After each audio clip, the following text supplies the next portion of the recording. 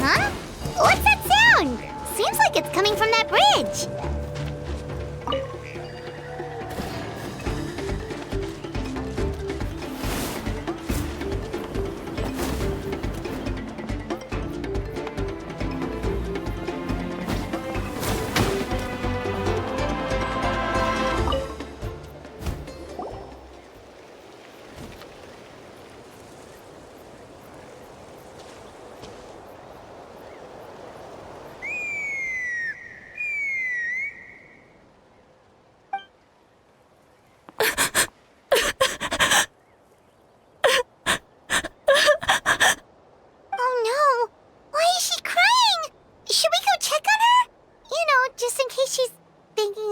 Something stupid.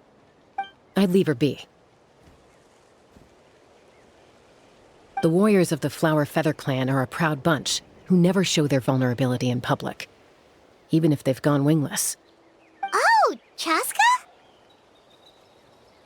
Good to see you again, Traveler and Paimon. Before we carry on, let's get a little further away before Koyer notices us.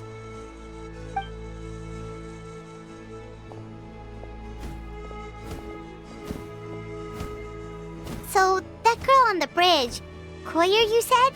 Should she really be on her own right now? With the mental state she's in, it just seems risky. Don't worry. That's exactly why I'm here. Elder Alpa sent me to keep an eye on her.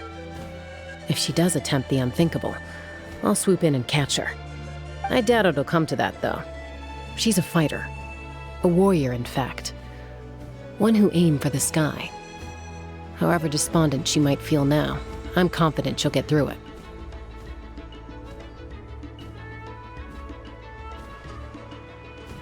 Well, in the Flower Feather clan, there's an elite flying squad made up of Qucusaurus riders. But it's an extremely selective squad.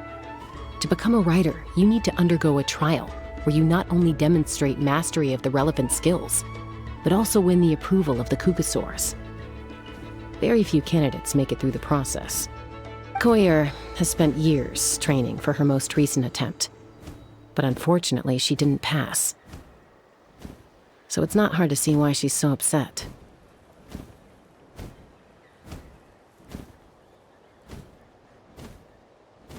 Sometimes, after multiple failed attempts to pass the flying test and win the Qucusaurus approval, people get so disheartened that they give up on their dream to soar the skies.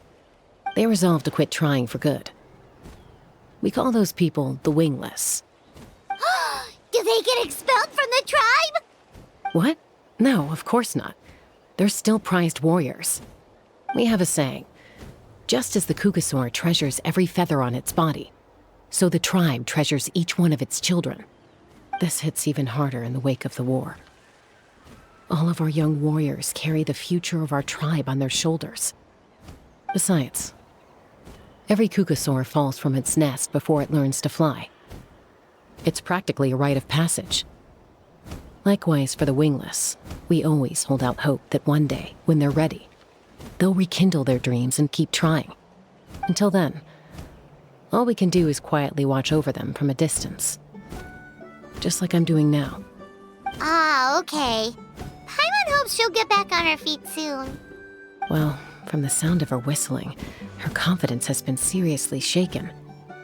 No Qucusaur is going to respond to a call that sounds like that.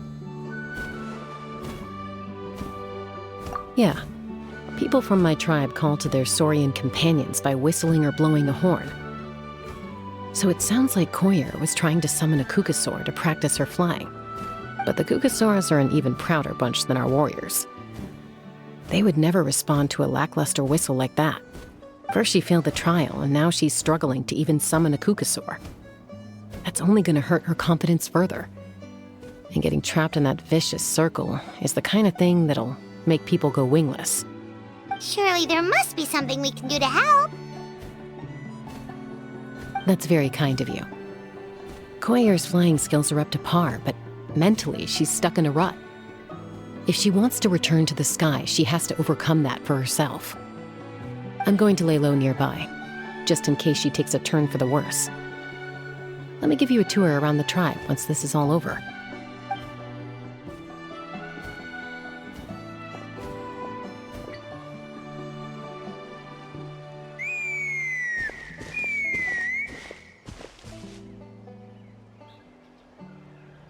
Koyer still isn't giving up. Even though Chaska said that she has to do this by herself, Paimon can't help feeling like maybe we can nudge her in the right direction. What if we could get a Qucusaur to fly up to her? That might give her the confidence boost she needs.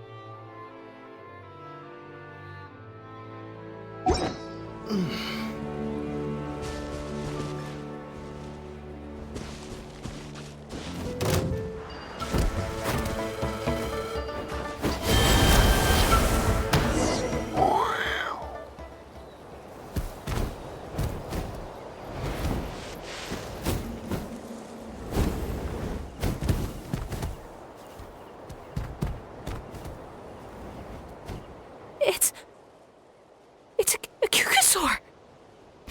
Oh my gosh! Is this really happening? I did it! I summoned one! I was beginning to think you'd all given up on me completely. Thank you.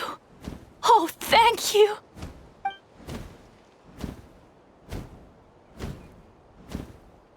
Excuse me? Would you mind if we did some flying practice together? Right now? I think I know where I went wrong in the test now. I need to maintain a higher speed on my turns. So, I just gotta practice my bell tail slides and split S maneuvers. Also, I really want to try some stall turns and cobra maneuvers.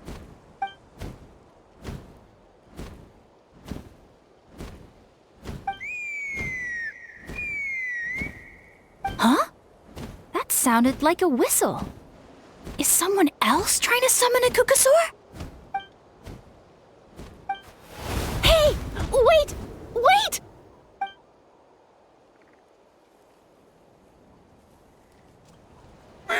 Do you think Koyer's feeling better now? Well, let's go back to that bridge and check.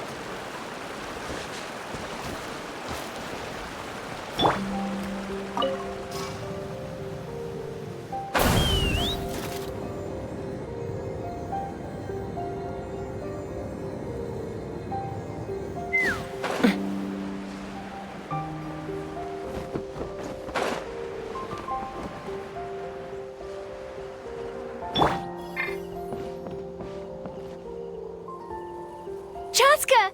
I summoned a Qucusaur! They do still respond to me after all!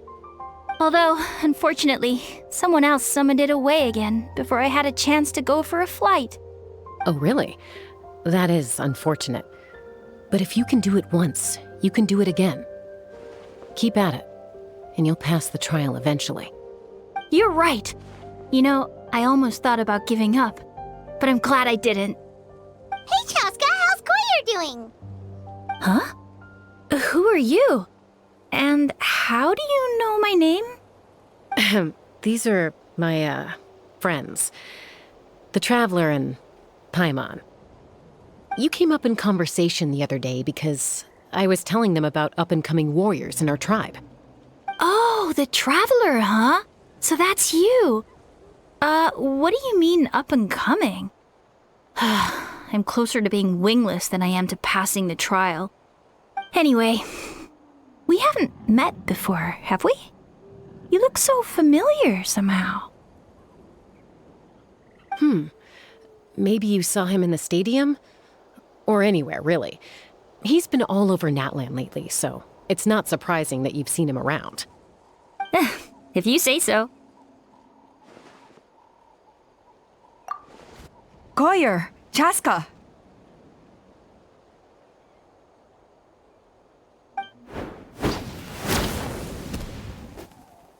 Here you are. I've been looking everywhere for you two. Oh, Elder Alpa! What's the matter? I thought I should tell you myself. We're going to redo the flying trials. Redo them? How come? This is so unexpected. And I can't believe you came out here just to tell us that in person. It's embarrassing to admit, but due to time constraints, we didn't do a proper inspection of the arena before the last round of trials began. Then we started to notice many candidates performing worse than expected. So we redid the inspection afterwards and found a number of issues which likely impacted candidate performance. This was entirely our mistake, and I apologize unreservedly. I know it doesn't make up for it, but I thought bringing you this message in person was the least I could do. Oh, okay. Chaska, these people you're with, are they the Traveler and Paimon? Huh? You've heard of us? I have indeed. Gathering intel is an essential part of being a warrior. Plus, you've already made quite a name for yourself in Natlan. Actually, I've been meaning to invite you to enjoy our tribe's hospitality for some time. Hospitality? Oh, that includes food, right? Of course it does. If you let us host you, you'll be treated quite lavishly. Mighty warriors are highly revered in our tribe. Besides, we still owe you for your help during the war. Without you, we would have suffered far worse at the hands of the Abyss. So I like the chance to show you our gratitude on behalf of the whole tribe. Mighty warriors, plural? So Paimon counts too? Paimon's starting to like you a lot. That should go without saying. Your flying skills are the envy of our tribe. The Flower Feather Clan seems like a really nice bunch of people. We definitely need to take her up on this offer.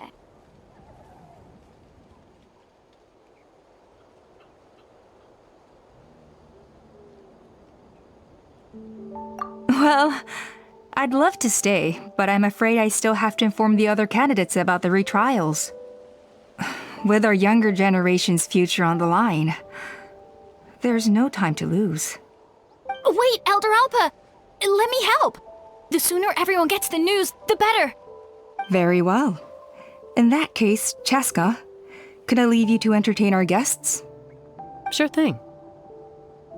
Okay, let's meet by the Obsidian Totem Pole later. Collier, let's get going. Okay.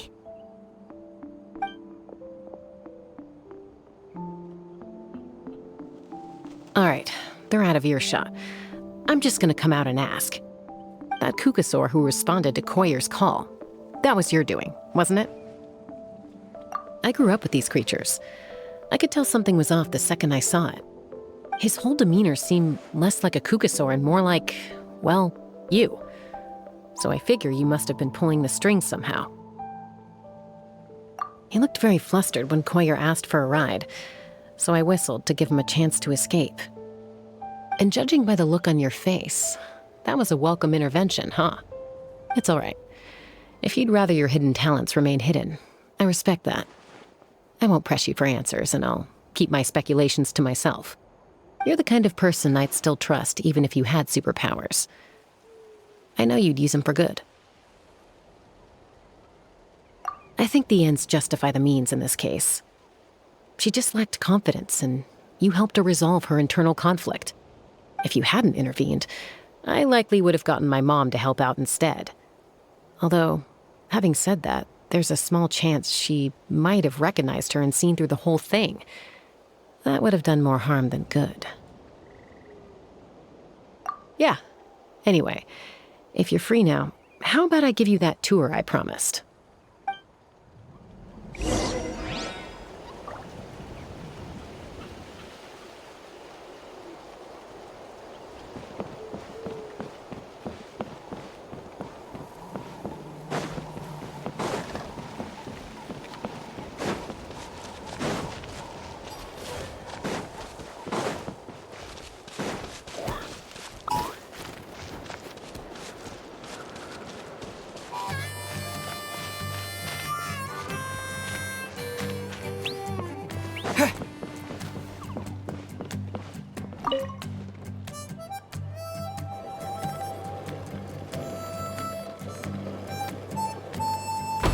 Everyone gets opportunities. I just never took...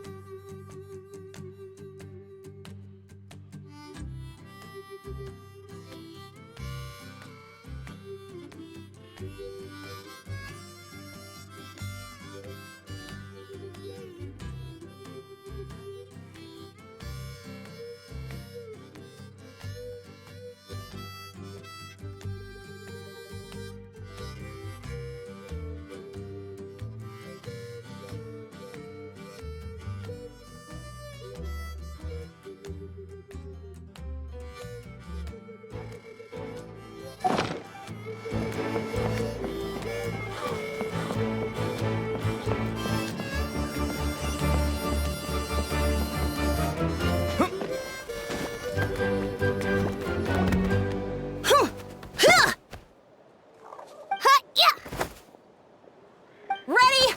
I'm gonna get you! Uh-oh. Are they fighting? Should we try and break them up? They're fine. Just doing their daily combat training. Combat training? A little young for that, aren't they? Not to us. We're a tribe of warriors. In ancient times, we were the most elite troops in the nation, responsible for patrolling and defending all of Natlan. And even though times have changed, we've kept our martial spirit alive. Hey, is that Chaska? Jessica! You're back! Oh, can you come train with us? Now's not a good time, I'm afraid. I'm showing the Traveler and Paimon around. Maybe next time. The Traveler and Paimon? Wait, you mean that legendary warrior and legendary flying expert? Legendary? Yep, that's us, all right. Awesome. It's so cool that you can fly without having to ride a Qucusaur. Even Chaska could only do that for short distances. Mr. Traveler, can you teach me some cool sword tricks? Oh, Mr. Traveler! My family shop makes the best volcano cake. You gotta try it! Let's behave ourselves, everyone. These people are here as our guests. They're going to meet Elder Alpa in a few minutes anyway. Kotini, instead of being jealous of other people's talents, why not work on developing your own? Kapak, there's no point in trying any cool sword tricks until you've mastered the basics. Have you done all your sword drills today? And Yatlan, easy does it, okay? Not every conversation has to turn into you plugging the family business. Okay.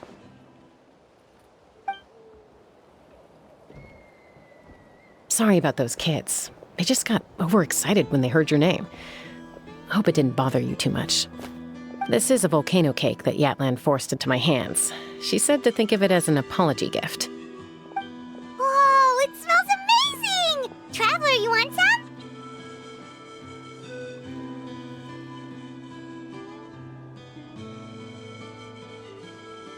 Well, that's good. Yatlan will be thrilled. By the way, Chaska, those kids really adore you. You're way better with them than Paimon expected. Paimon figured you'd be more... aloof, maybe? Aloof, huh? Well, to be fair, there was a period when I was like that. Around the time when I first joined the tribe. But it's a terrible attitude to have as a peacemaker. It tends to turn situations that could have had a peaceful resolution into a stalemate that can only be resolved by force.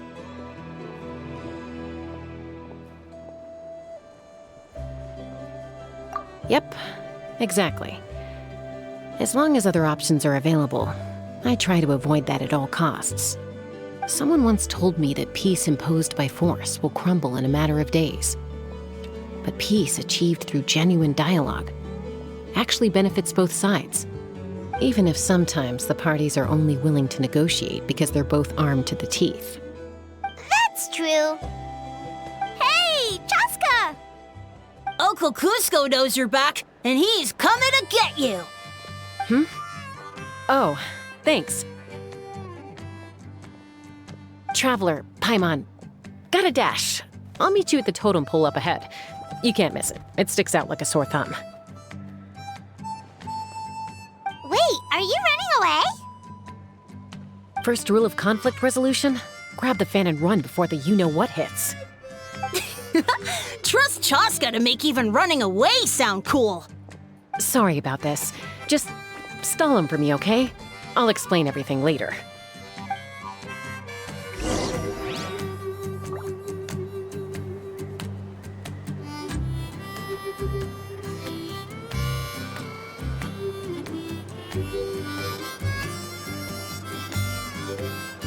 If I can pull off this trick, it'll be so cool.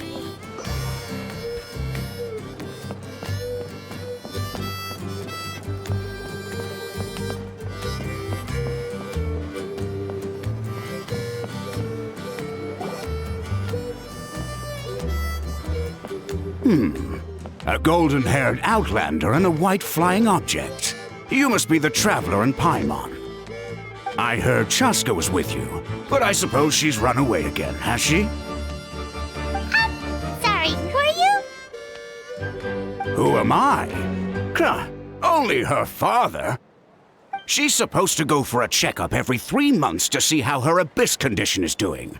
We both agreed on it. But she's already missed 3 checkups this year. That's 3 out of 4. Yes. She got exposed to abyssal energy as a young child. Then her birth parents abandoned her. It's lucky those wild Qucusaurus found her when they did, or she wouldn't have made it. They took her under their wing and raised her as one of their own.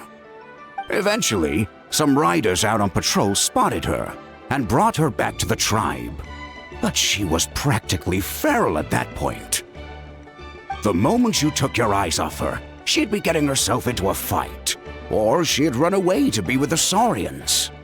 She seemed to prefer them to her own kind. She might as well have been a Saurian in human form. That must be the aloof period she mentioned, right?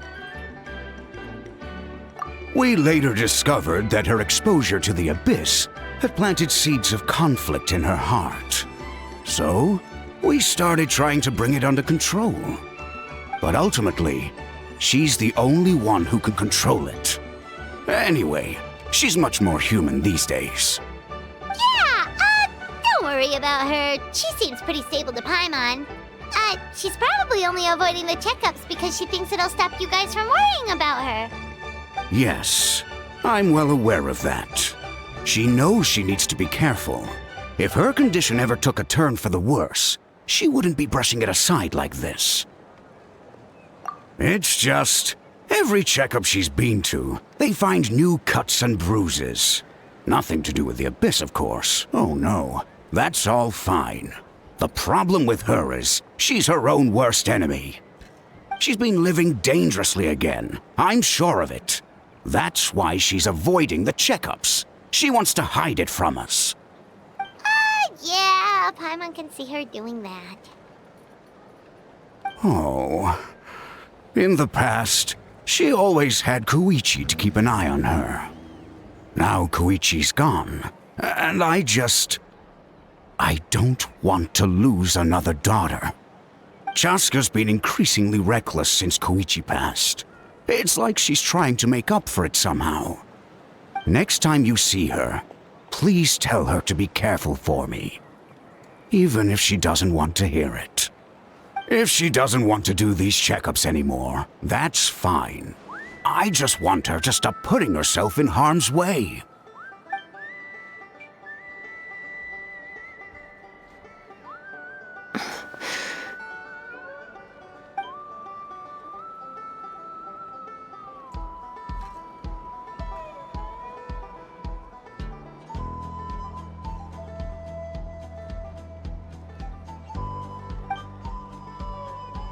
Whoa, where did the time go?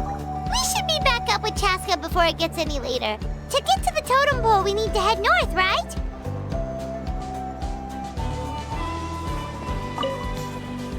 I'm sorry. I didn't mean to keep you so long. I don't get to talk about my daughters much. And once I got going, I lost track of time. I should be getting back to work now. So, oh, Chaska. Help me talk some sense into her, won't you?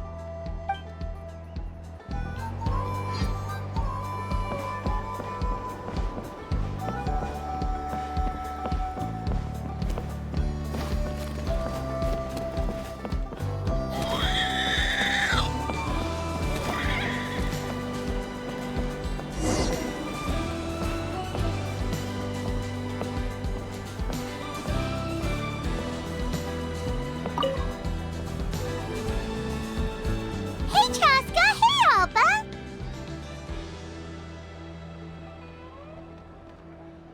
It's all right. I bet my dad talked your heads off, huh? What did he say?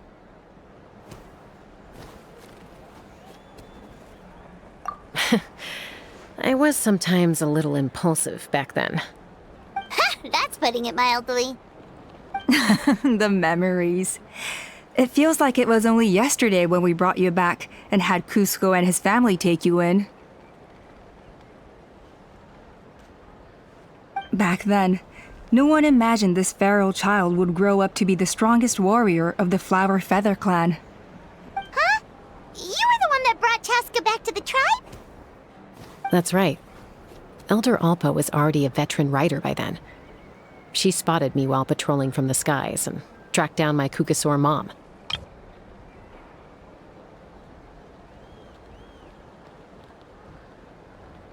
Mom agreed it was time I tried to re-enter human society.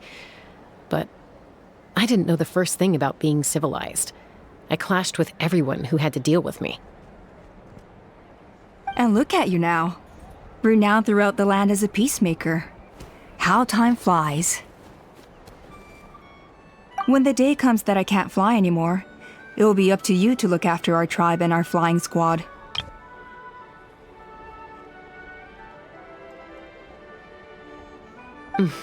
You know me, though. I'm not a natural commander. I'm better off as a lone wolf on the front line. So stick it out at least a few more years, okay? Give Koyer and the others time to come into their own. Oh, stop. Wait, so isn't the leader just the strongest warrior in the tribe? At least Paimon figured that's how your tribe would work. Strength is certainly a core tenet in the Flower Feather clan.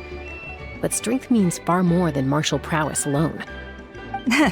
If it all came down to individual strength, I'd struggle to call myself a warrior, let alone a member of the flying squad. Any fighter in the tribe could take me down. Well, sorry to disappoint you. It was something I aspired to at one point.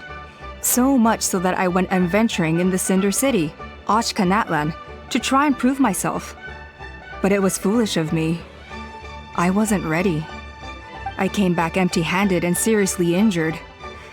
The fact that I survived was something, I suppose. But after that, I never seriously considered myself a strong fighter.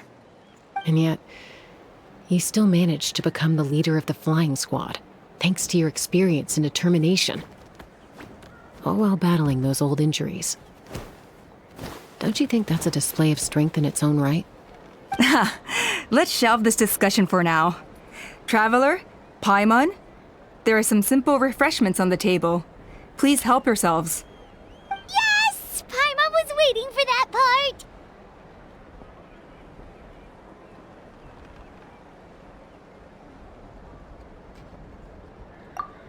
They were for the snack stomach. The refreshment stomach still has plenty of space.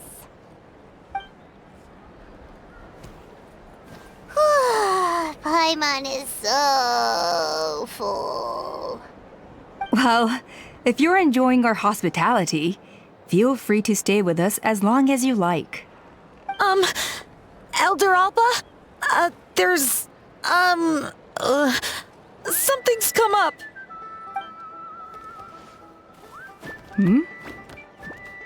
What happened? Is it serious? Shall I deal with it? It's... Some merchants showed up, not from our tribe. They said they're here to discuss some potential collaboration with us. Why now? This is terrible timing. There are a few wingless that we haven't managed to reach yet, and we still haven't inspected the retrial arena. Let me handle the other errands while you meet with the merchants. You shouldn't be trying to do everything at your age. You should help too. Seems only fair after all that food we ate. Huh. Well, much obliged. Cheska, the remaining wingless are all people you know. Let's see. Pishika now manages the floating target balloons. Waska's probably still addicted to eyes on the feathered prize, and Junon spends her days up on the flying platform, staring at the Cinder City. I'll leave you to tell them the news.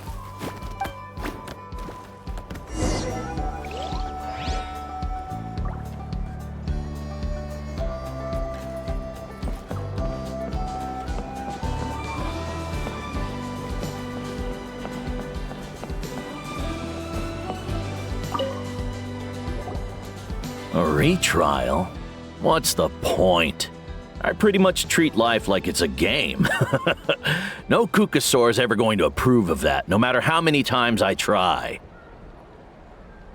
Waskar, I can assure you, Qucusaurus wouldn't judge you for something like that. Well, they must be judging me for something. Maybe I lack fighting spirit, or just don't have the talent. Not everyone's a natural like you. Don't waste your time on me. You'll have better luck with the ones who still have their heads in the clouds. In the meantime, I think I'm going to treat myself to a few more games of eyes on the feathered prize. Yeesh, there's wingless, then there's being a total lost cause. You used to be a fierce warrior, actually. But fighting spirit alone won't win you the Qucusaurus approval. Are all Qucusaurs so strict? The ones in floating target balloons and eyes on the feather prize seem pretty chilled out. It's one thing to hang out and have fun, but quite another to take to the skies with a human life on your back. Giving a ride to someone who's unqualified endangers not only the rider, but also the Qucusaur themselves. If the rider makes a mistake, they both suffer the consequences. So we have a mutual understanding with the Qucusaurs. If someone isn't up to standard, we have to reject them. Even if it means breaking their hearts.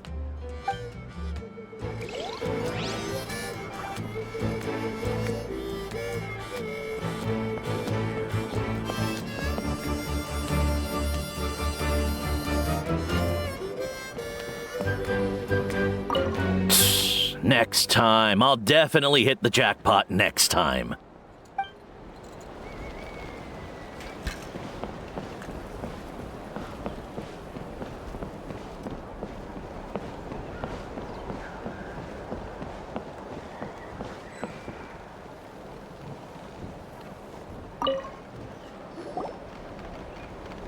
Are you sure you don't want to reconsider, Pashika? I appreciate it, boss. But honestly, I'm pretty happy with my life nowadays. Pashika, they're redoing the flying trials. Huh? Mutona? Ah, did Alpa send you? I was just telling Pashika the news, actually. The way things are with the tribe these days? I mean, you don't need me to tell you. This here is no future for a seasoned warrior like you. Ah, come on, boss. Do you have any idea how long it's been? I've been wingless for years now. I'm not cut out for that anymore. Of course, I'll do my part if we ever need to defend the tribe. But there's really no point in me trying out for the flying squad now. I've already made my peace with it. Not everyone has what it takes to return to the sky after going wingless. Elder Alpa's perseverance is something else. And it's okay if I'm not destined for greatness. I might not have the Qucusaur's approval, but with my hot air balloons, I can still reach the skies. Handling these balloons every day, seeing how the customers react, the looks on their faces, that's enough for me. Finding something you love doing can be just as hard as passing the flying trial. It's worth holding on to. Fair enough. It's your choice. I won't force you. Oh, by the way, you should try taking a balloon ride if you've got the time. Once you've been up there for yourself, you'll see why I love it so much.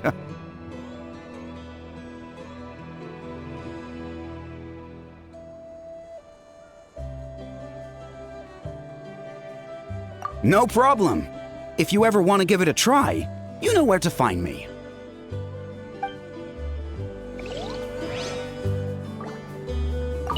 I didn't realize Chaska was out delivering the news. Looks like Alpa's finally learning how to delegate.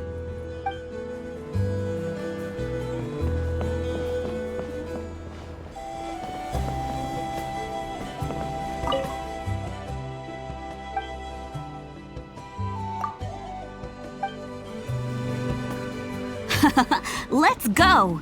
In the Floating Target Balloons Challenge, you basically want to hit as many balloons as possible. But watch out, because it's a little dangerous. Ooh, looks like someone's an expert already. Since many of the Flower Feather clan have to fight while riding a Qucusaur, they have to be an excellent shot. That's why Floating Target Balloons is so Well, you've impressed me, that's for sure. I think you might even have an edge on Mr. Pashika.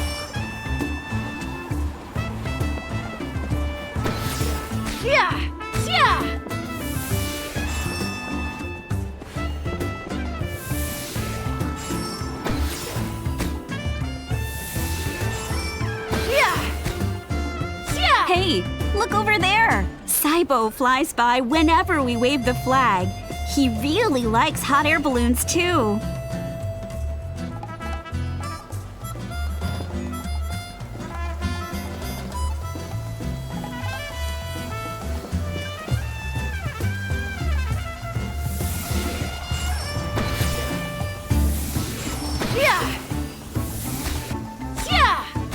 Oh, I didn't know you could do that.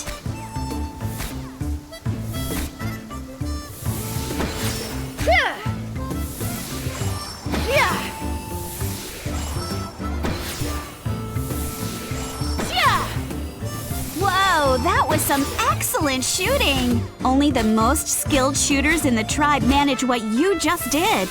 I guess you must have a lot of combat experience under your belt.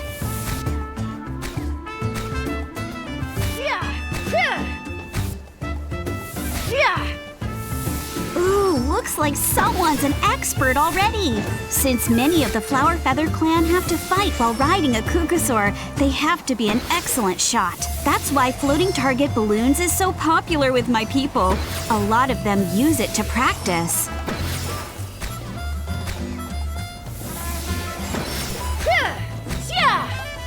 You can do it! The challenge is almost over. Keep going!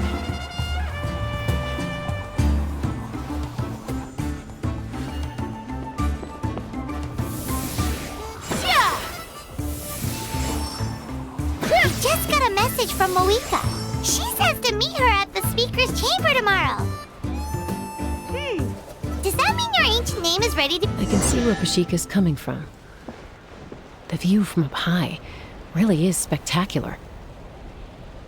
I don't usually notice, because I tend to just zoom along without taking in the scenery.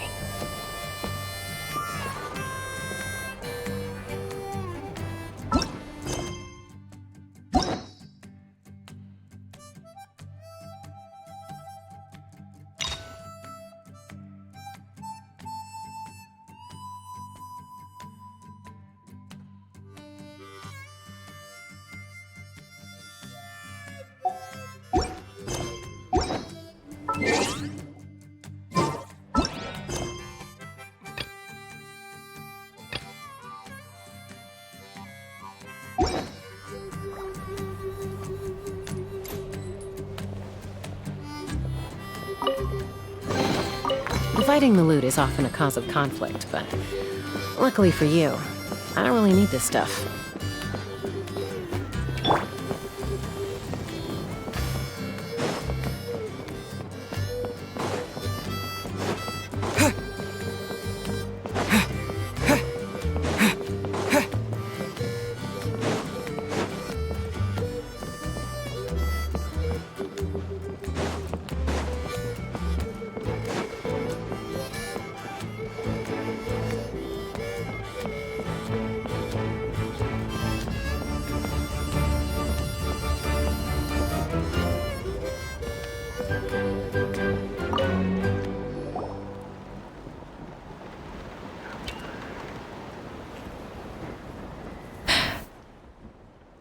Hey, Junan. Gazing out at Ochkanatlan again, huh? Chaska? What are you doing here? Is something up? The flying squad is hosting retrials again soon. Want to give it another try? Maybe you're forgetting the definition of wingless. I've failed so many times already that I've decided to call it quits for good. I'm done. Elder Alpa always goes out of her way to come and tell me when a new trial is coming up, and it's nice of her to think of me. But nothing's gonna change. I'm not going to suddenly pass just because they're holding another trial. They're making some big changes to the arena this time, so the flying experience should be smoother than before. Koyer's gonna try again. No, forget it. If I was genuinely good enough to make the squad, the location shouldn't affect my chances. A true rider can fly confidently whatever the conditions, like you and Elder Alpa.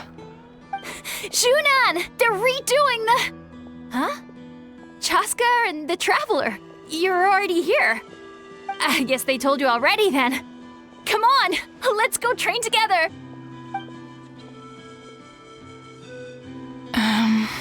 I'm gonna sit this one out. What? Why? But you've always looked up to Elder Alpa. She went wingless after her injury and spent years drifting, but even she came back and made it in the end. If she can do it, why can't you? I mean, I don't have that kind of perseverance. And besides, the last thing I want to do is fail in front of her yet again. Oh, come on. You know you don't need to worry about that. Alright, well, how about we just treat this as you being my mentor? Then will you train with me? I mean... Enough umming and ahhing. Let's just get up in the air and figure it out as we go. Wait! Hold on, slow down. I can't keep up. Well, that's one way to do it.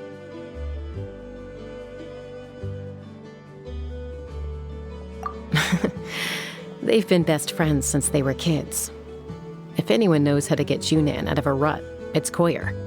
You helped Koyer deal with her internal conflict, and now she's done the same for someone else. You know, people often talk about how one conflict leads to another and so on. But sometimes in life, things spiral in a good direction instead.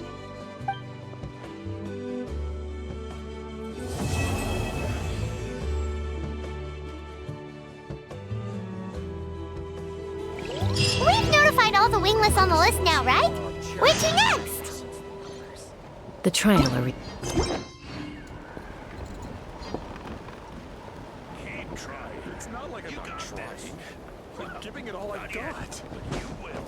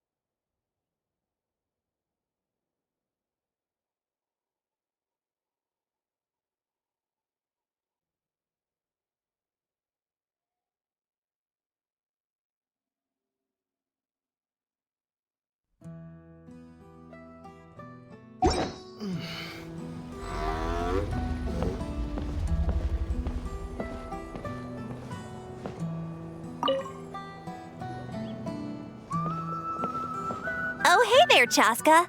Did Elder Alpa send you? Yeah, she's got other things on her plate right now. How are things looking here? Well, the inspection revealed numerous blockages all over the trial arena. It looks like they're the result of ley line disorders caused by repeat abyss invasions. Theoretically, we just need to clear those obstacles, and the arena will fill up with gaseous phlogiston again. But that's proving difficult to achieve in practice, for all sorts of reasons. Why don't you head on down and check things out for yourself? Feel free to ask the staff for more details.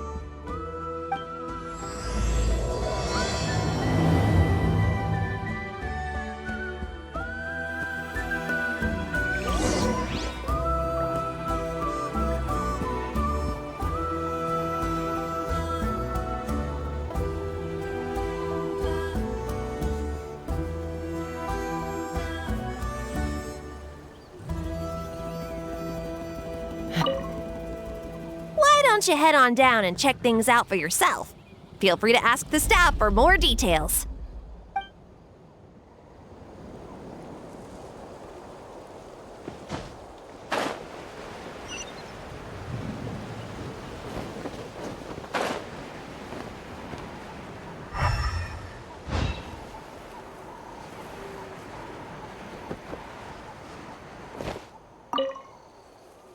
I think it should be possible to clear this spout with just a few hard hits. But there are signs of strange life in here. Meddling with it might be dangerous.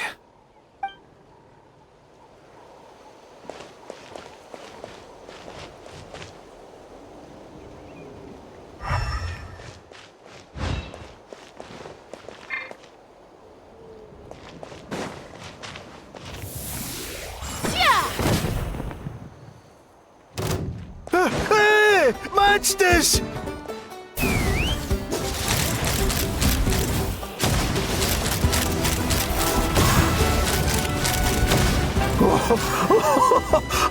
I thought I was done for. Oh, this spout should be good now. Thank you very much.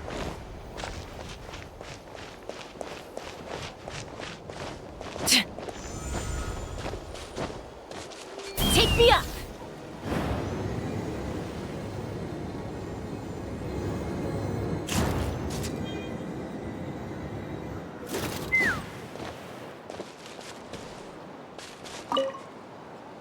This is crazy. I put all of my strength into it, but it just won't break. Maybe Inkanak was right after all. If a stable structure is formed inside the solid phlogiston, I'll need to hit all the weak spots at the same time to break it. But how am I supposed to do that?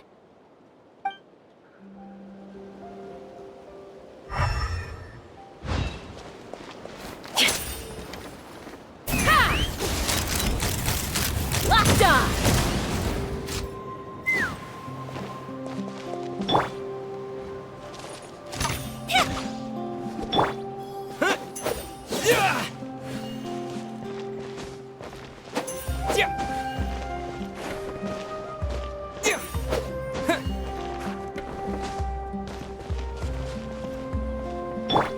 Let's fly! Locked on!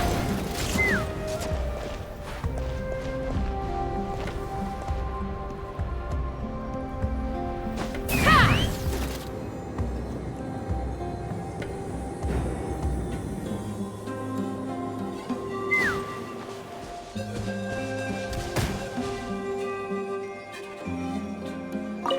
How strange.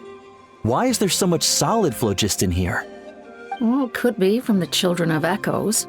Maybe it got swept up here due to the ley line disturbances? And I did see those strange markings on the cliff. I can't think of a way to resolve this. Short of going all the way to the Children of Echoes to borrow it to Petlisaur.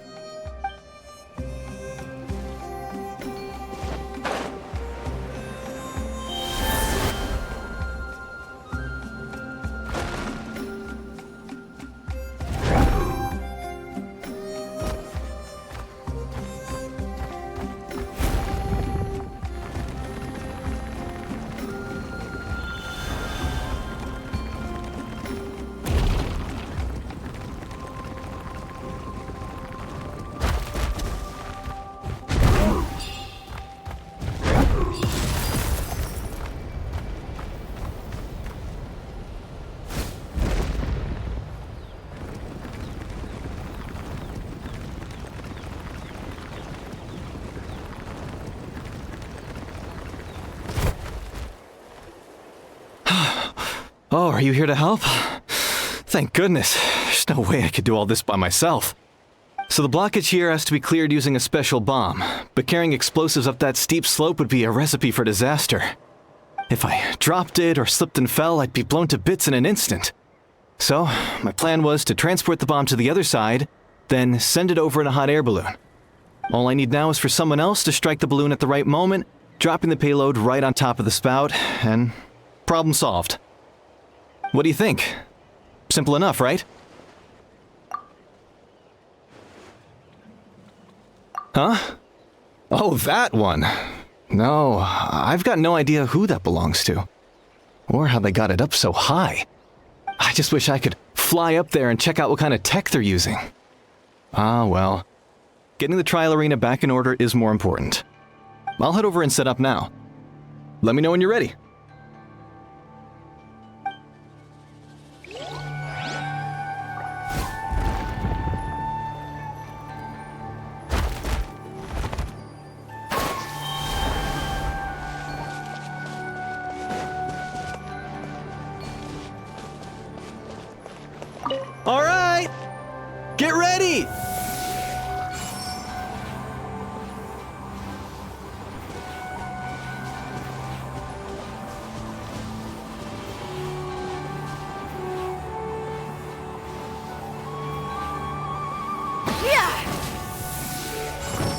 gaseous phlogiston is being replenished.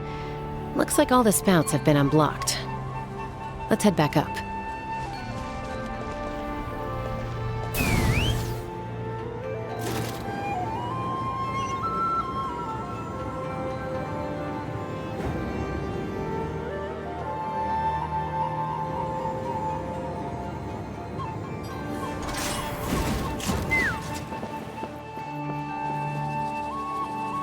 Wow, you took care of everything in no time at all. Incredible work. Now we just have to wait until the gaseous phlogiston is fully replenished. Then we can kick off the retrials. Actually, Inkanak, I'd like to do a test flight first, just to make sure we're not missing anything. Could you arrange that for me? Huh? But you only just finished getting the arena ready.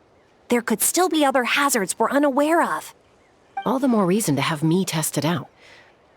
Think of it as another inspection.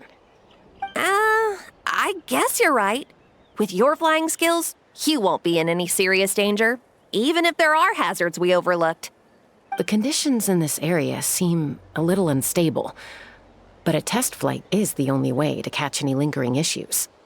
All right, I'll get things set up for you. Just let me know when you're ready.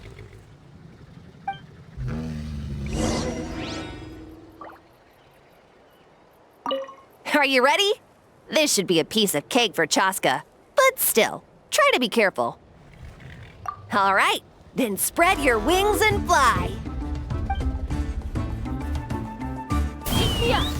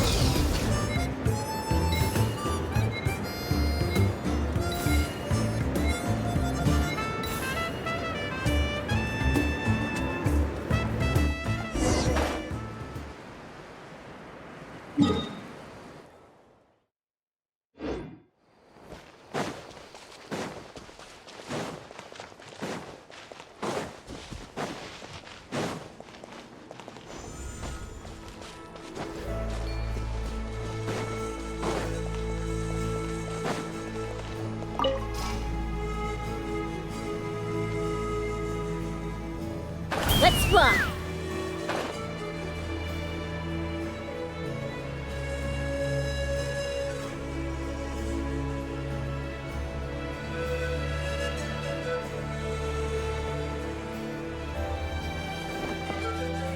Are you ready?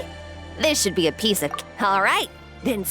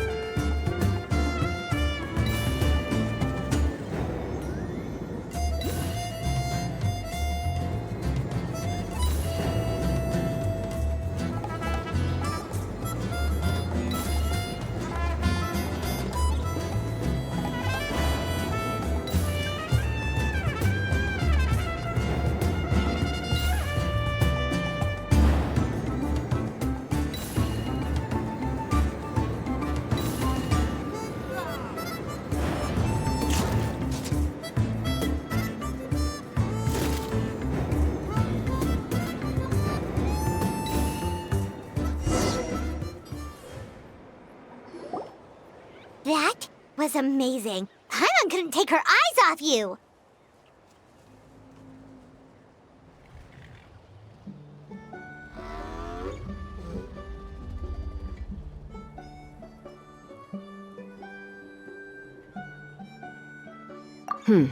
No, nothing major. Give it a few days, and we should be able to conduct the trials. Help! Help me! You're from the Flower Feather clan, right? Please, come quick, you've got to help us! Catch your breath first. What's the situation? We got attacked by a Qucusaur. My friends are still stranded in the middle of the road with the goods we were transporting. Please, I'm begging you, save them! Huh? Are Qucusaurs really that aggressive? Do they usually attack groups of people unprovoked? Not in my experience, but there are exceptions to every rule. Let's go check it out.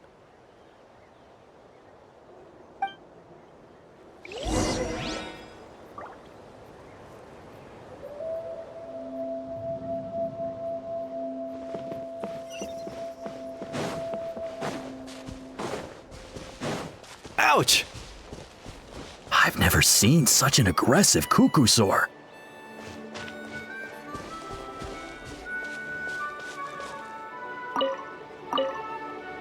Ouch!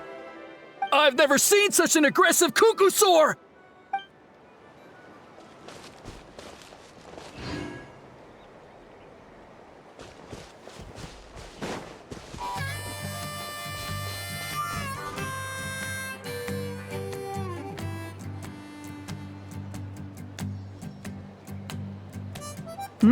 Chaska? Traveler? This is a surprise. Elder Alpa? Huh. So, where's this aggressive Qucusaur we've heard about? Already flew away. Looks like it backed off once it realized that reinforcements were coming. So why do you think it attacked these people in the first place? Was it after the food? No. These merchants are even transporting food. Ah! Thank goodness! The phlogiston wings are intact! Phlogiston wings? Thank you so much for coming to our rescue. These phlogiston wings are our most prized goods. If anything happened to them, it would ruin us. Wait a minute. Are you the merchants that were looking to collaborate with us? Wormy told me about you. Yeah, that's us. So I take it you're Elder Alpa? I am. You must be exhausted from your journey, not to mention shaking up from the attack. Let me bring you back to our tribe to rest. We can talk business after you've recovered. But Elder Alpa, what about the Qucusaur attack? Well, our guests here weren't seriously injured, and their goods are intact. Perhaps that Qucusaur was just having a bad day. There are so many of them around here. You'd expect something like this every once in a while. I don't think we need to pursue it any further. More importantly, how are the preparations for the flying trials going? Is everything in order over at the arena? Huh? Did you say flying trials? What a coincidence! Sounds like a perfect use case for our phlogiston wings. You'll be pleasantly surprised by what they can do. Oh, really? Now I'm intrigued. Well then, let's forget all about this Qucusaur attack for now. We have some serious business to discuss.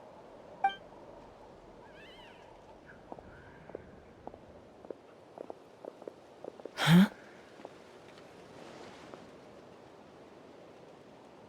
So that's it? That all went smoother than expected. Well, guess we'd better get going. Huh? Chaska?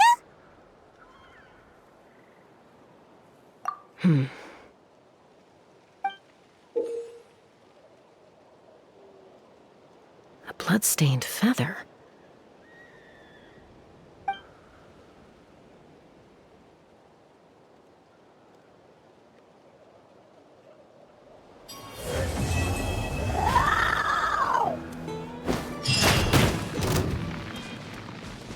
The flower feather Feather Clan should be about ready to hold the new flying trials by now. Let's go check it out!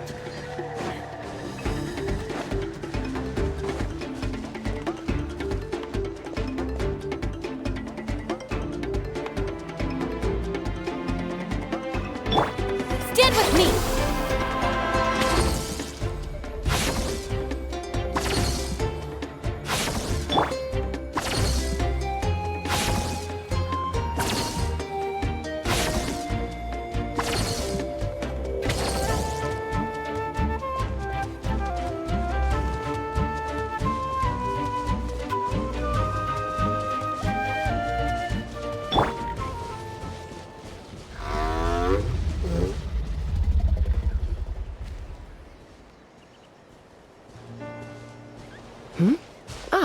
Traveler and Paimon. You came. Yep, and it looks like we made it just in time! Although, can't say the same for the Qucusaurus. Bit of a low turnout, huh? Yeah, you'll see why soon enough. All right, get ready. 3, 2, 1, fly! Whoa! We're really flying! I feel light as a feather. I'm flying without a Qucusaur. These phlogiston wings are awesome! What's going on? Paimon can barely believe her eyes. How did they fly all on their own?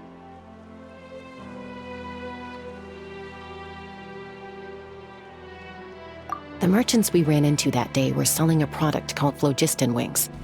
It's a flying machine worn on the back. To operate it, you just use a handheld trackball that controls the flow of gaseous phlogiston. That's incredible! Yeah. If Natlan mass adopted this technology, it would revolutionize our mobility and responsiveness in times of crisis. Just think of the countless tragedies that could be averted. I feel like I'm dreaming. Did I really just fly on my own without the help of a Qucusaur? You'd better believe it! Plus, you just passed a flying trial! Right, Elder Alpa? Elder Alpa? Should this really count as a pass? If we did the trial using phlogiston wings? Why not? The scoring rubric is about flying performance. It doesn't specifically say you have to ride a Qucusaur, does it? Yeah, maybe, but... I mean, even Chaska had to ride a Qucusaur in a trial, right? And the whole point of the trial is to test both your flying technique and your ability to work with a Saurian companion. Well, if we can fly by ourselves, maybe we don't need to test the ladder anymore. Chaska, Traveler, what are your thoughts on this new invention?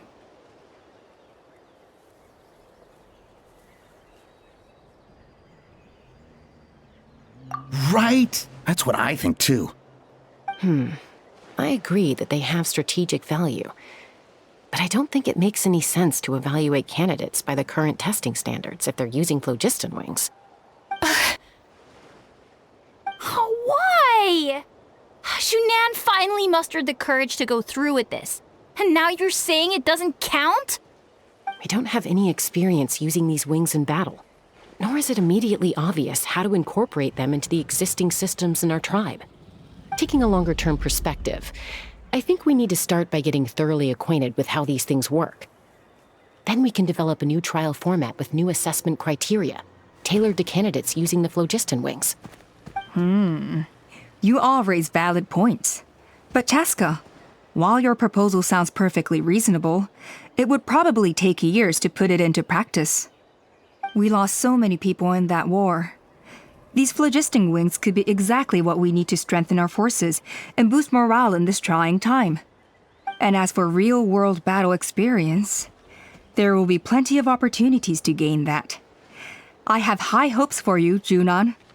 Huh? Hey, stop staring into space! Say thank you! Thank you. Thank you, Elder Alpa. You have nothing to thank me for. Remember, The way you got your wings back was by relying on yourself. Oh, Elder Alpa! Bad news! Qucusaurus are attacking the merchants again! Again? Okay, everyone, stay put while I... Huh? Chaska?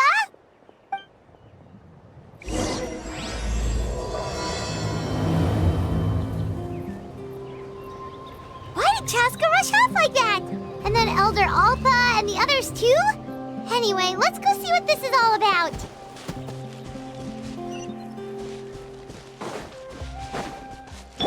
Take me up!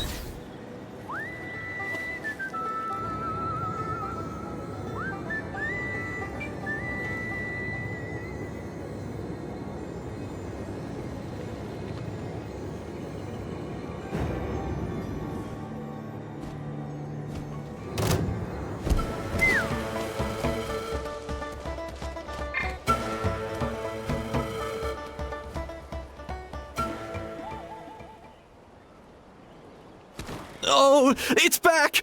It found us again! Run! Get out of here!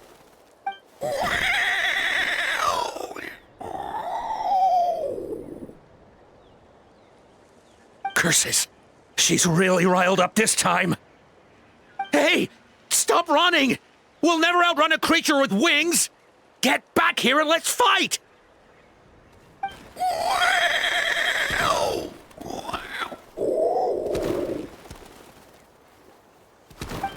Stop! All of you! Chaska! Oh, wonderful! Quick, get rid of that thing!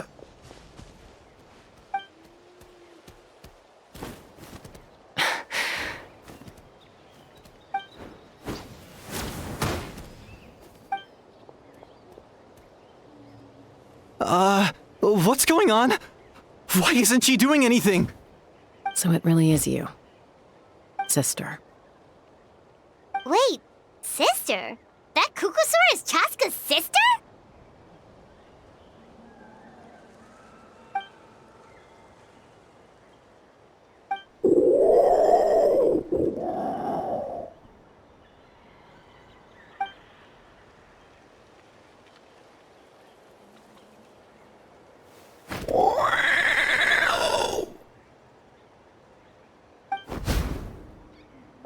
Koya, wait! Is Chaska gonna be okay? Should we go check on her? Is everyone all right? We're okay. No serious injuries. Thank goodness you all got here just in time.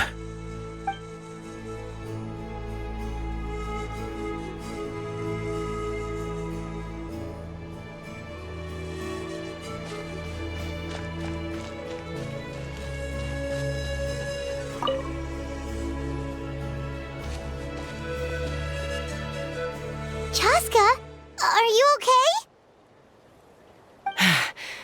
I'm fine. Sorry for making you worry.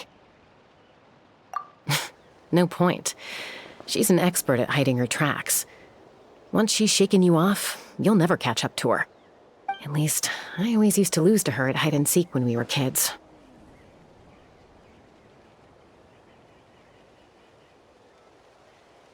Well, yeah. You know I was raised by Qucusaurus. Anyway, she and I grew up in the nest together. Her name's Koya, and she's my big sister. We played together all the time, chasing each other through treetops or mountaintops. It felt like it would go on that way forever. Until the day I was sent back to live with the humans. Not all Qucusaurs are friendly towards people. Koya, for instance, she's fine with me because we grew up around each other, but she's not fond of other humans. When Mom decided to send me away, Koya strongly protested, and after I left, she became more and more reluctant to interact with humans. Maybe she thinks that humans stole you away from her. It's a possibility, but in any case, we still stayed best friends at first. I had a hard time adjusting to life in the tribe. So whenever something went wrong, I'd run off into the wild and vent to Koya. Ah, so that's what Uncle Cusco was talking about. He said you seemed to prefer hanging out with Saurians to your own kind back then. Yeah, I did. But then, gradually, everything changed. With a new mom and dad, a new tribe, and Koichi, I started getting curious about these humans and made an effort to understand their behavior. The more time I spent with them, the less I spent with Koya. And then, one day, it was Koya's turn to leave the nest. She sought me out and asked if I was willing to leave the tribe and go live in the wilderness with her. As far as I can remember, that was the first time she ever approached a human settlement on purpose. So, how did you answer her? Well, I wouldn't be standing here talking to you if I'd said yes. No, I was torn.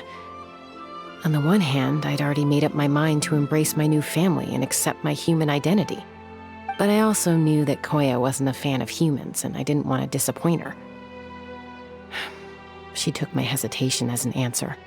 She saw it as a personal betrayal, threw a huge fit, and then flew off.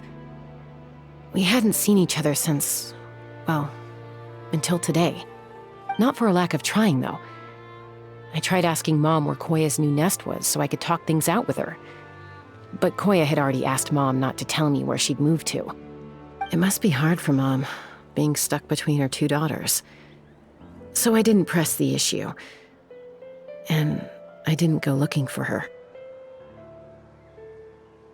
If things carry on like this, I need to make sure I find her before anyone else, even if she doesn't want to see me. For now, let's bring the wounded back to the tribe, and see what Mutota and Elder Alpa have in mind.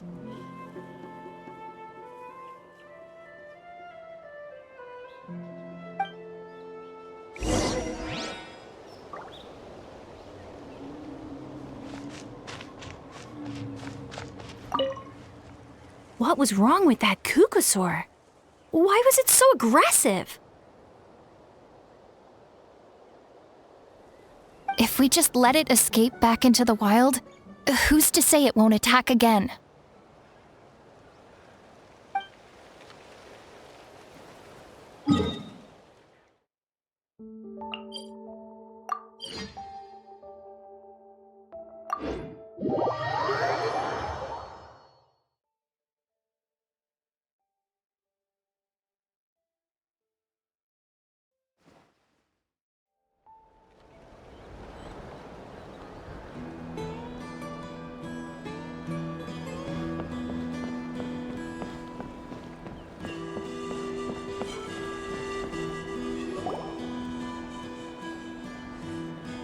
So, I hear there's been another Qucusaurus attack. Ha! I knew it! They're wild animals, and they can't be trusted. Hey, show a little respect. The Qucusaurus are our partners. Maybe in the flying squad, but they don't give a hoot about the rest of us. Well, now that we have the phlogiston wings, do we even need the Qucusaurus anymore? Are you kidding? How are we supposed to protect our tribe without them?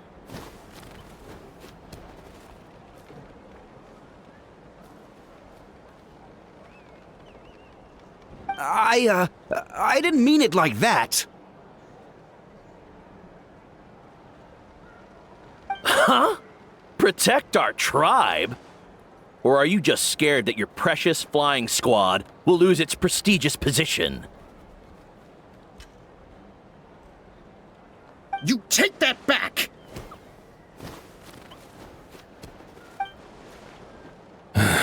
Things are changing so quickly. Chaska, there's a conflict emerging there. Aren't you going to nip it in the bud? The whole tribe's talking about this now. Breaking up a single fight won't solve anything. The real source of conflict here is the phlogiston wings, and what happened with Koya.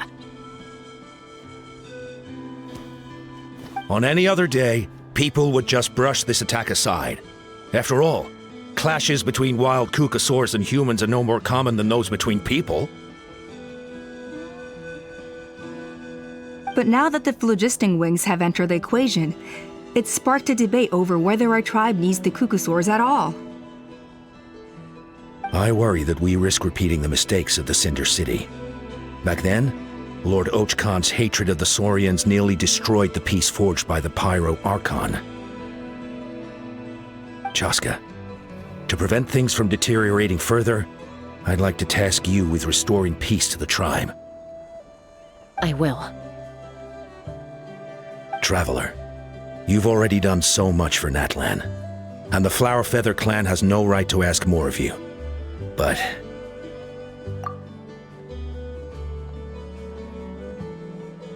thank you.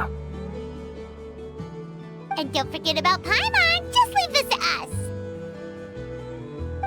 This whole situation has unfolded so quickly that it's put us on a back foot. To tell the truth, it makes me a little suspicious. You think someone might have orchestrated all this? It's possible. Leave it with me. I'll look into it.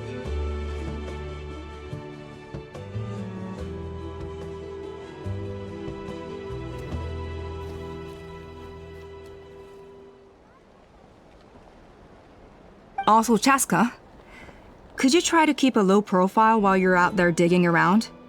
We don't want to give our hand away. I'll do my best.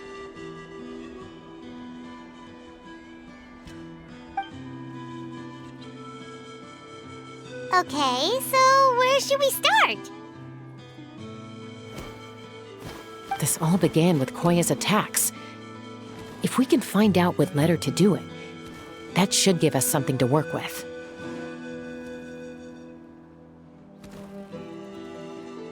Unlikely. Given how she reacted when I showed up, I don't think she's forgiven me. If you want to resolve a conflict through dialogue, sometimes you need a third-party facilitator. Let's go see my mom.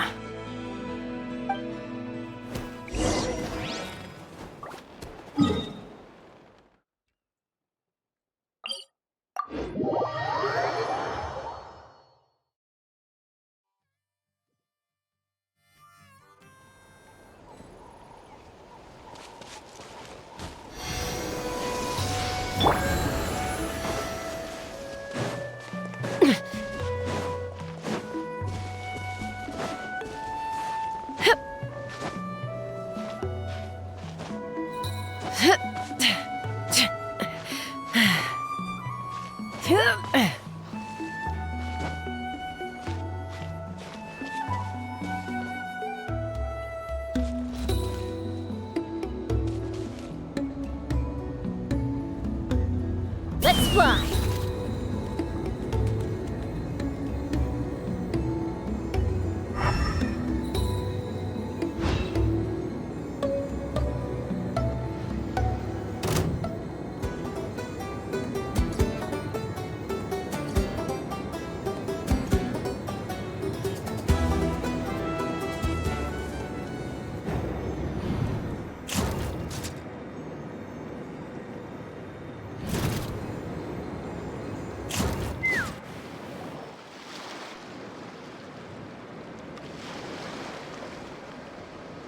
Wow, so this is where you used to live as a child?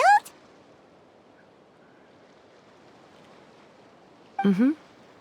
When I was little, we used to do this thing where I'd jump from the top of this tree, and Koya would fly over from the platform and catch me in midair.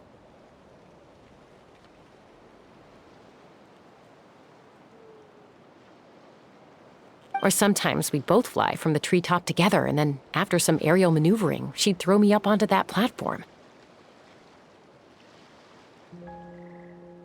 After we got a bit older, we went to the nearby shores looking for even greater heights.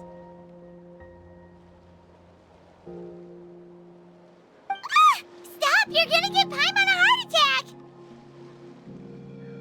really? I just thought it made a fun story.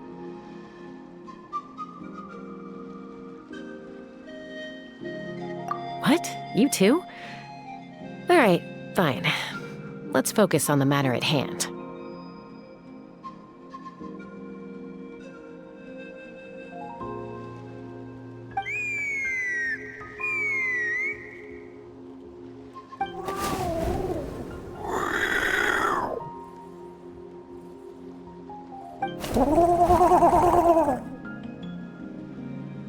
Hey, Mama Bird. I'm back.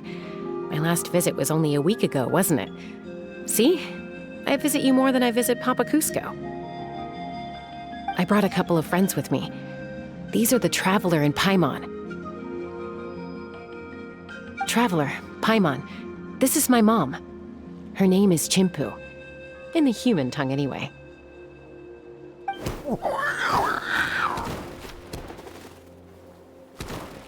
Hi!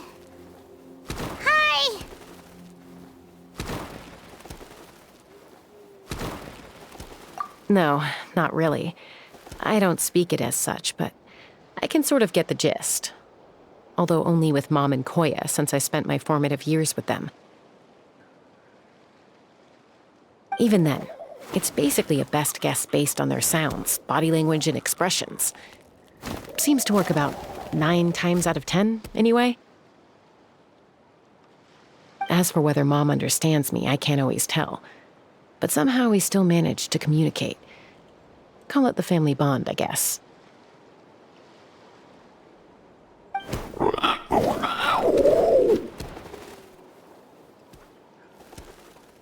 Don't worry.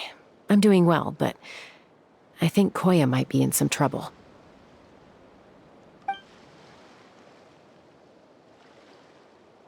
I know she's never been a fan of humans, but she's never deliberately attacked them before either. What's behind this sudden change?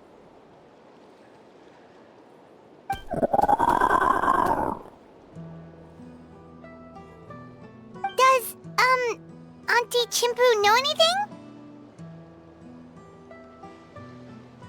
Doesn't look like it. Koya hasn't visited her in a long time.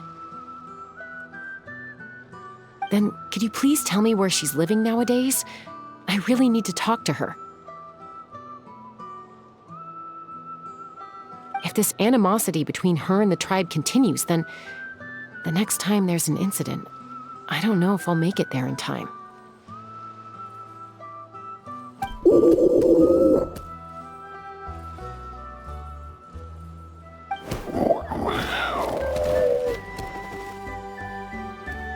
She said she'll take us there. Thank you, Mom.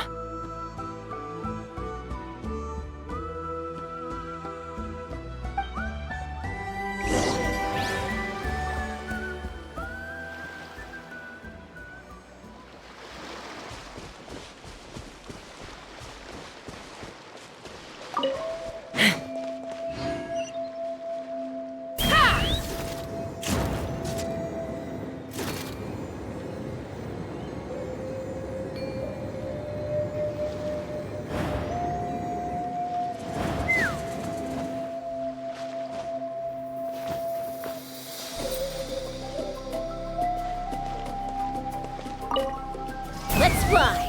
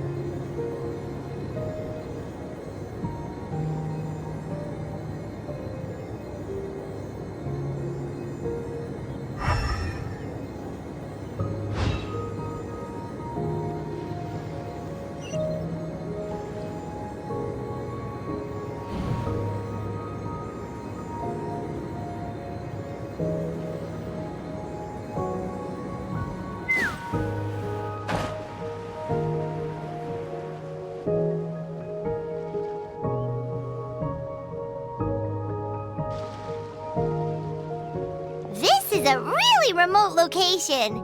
Because she was trying to get as far away from humans as possible.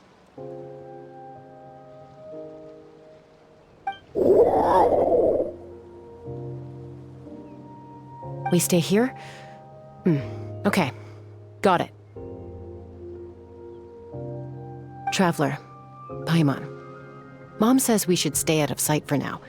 She'll talk to Koya first. Koya is very hostile toward humans right now. So if we show up unannounced, it might just make things worse.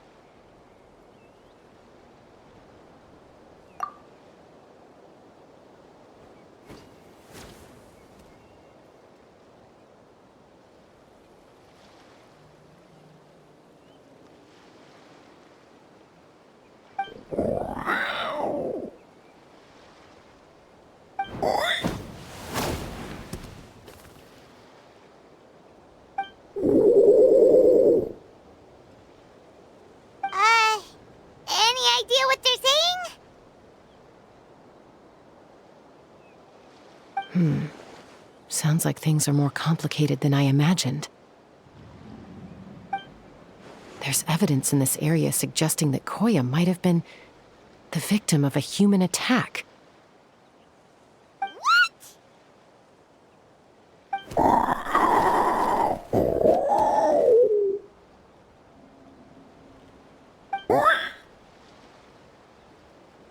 No!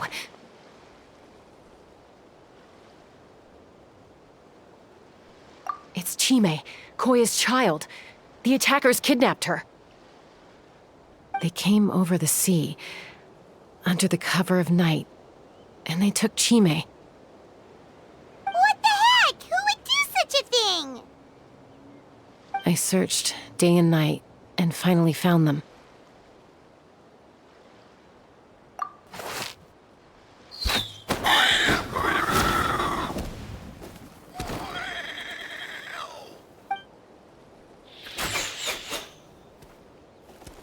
Oh, yeah! Tafal's contraption is working like a charm! Got her in one!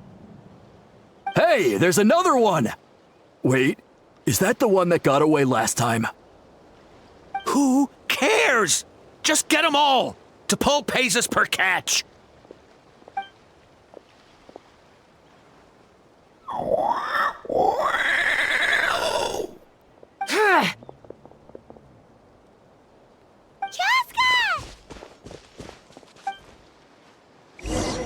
Joska?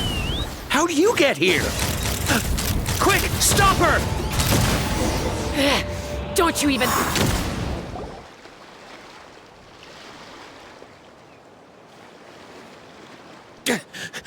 Don't come any closer, or I'll... Go, Phlogiston Wings! Take me out of here! Uh-oh, looks like it malfunctioned!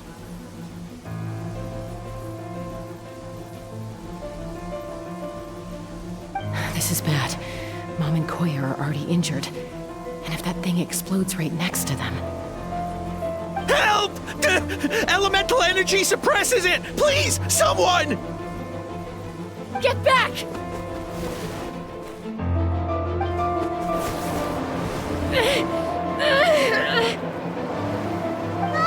It's still going!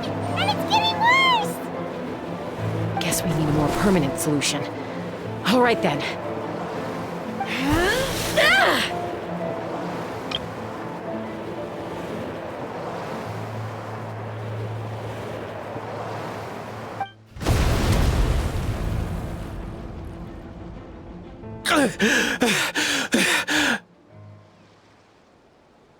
That was too close. I thought I was gonna die.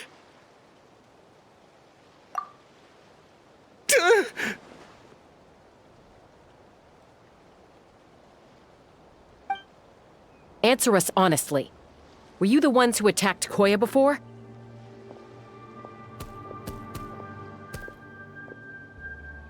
I am... No, it was...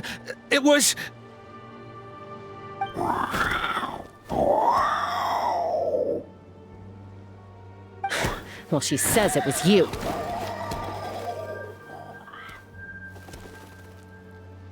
Just tell me, who sent you here? It was T'Pol. He told us to catch all the wild Qucusaurs we can find. And he also said that this Qucusaur has become a thorn in his side, so it needs dealing with urgently. T'Pol? Huh. Sounds familiar. But where from? Well, he tends to send his orders in writing. He pretty much never communicates with us in person. When he does, he wears a mask to hide his face. And whenever we trade Qucusaurs for phlogiston wings, we deal with his henchmen. So you didn't even make those wings?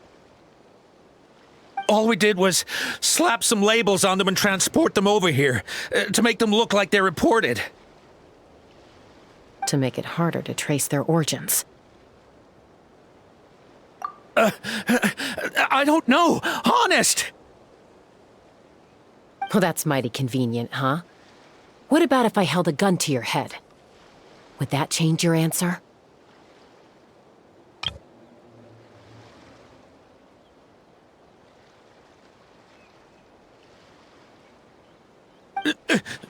No need. I'm sorry. I'll tell you everything I know. T'Pol doesn't tell us much, but he always stresses that he wants them alive. So that gives us some clues.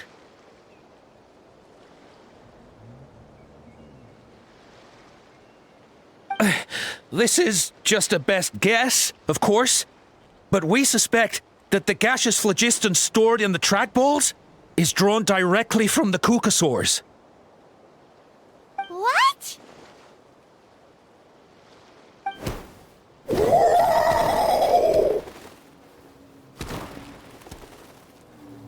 Easy now. You're still injured. Hey, keep talking. Yes, ma'am. So, the gaseous phlogiston has to be highly refined in order to power the phlogiston wings. The slightest imperfection can have disastrous consequences, as you just witnessed. But the Qucusaurs have a natural ability to process gaseous phlogiston. So, if you use them as an intermediary, then...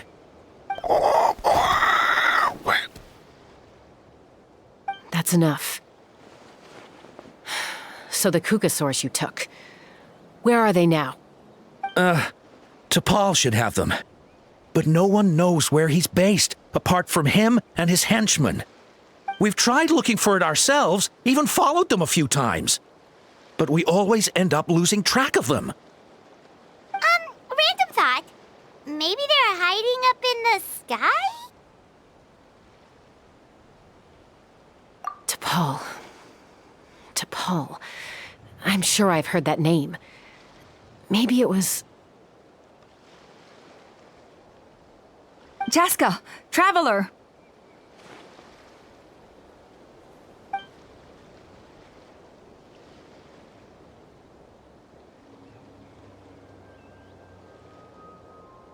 That voice! It's Alpa!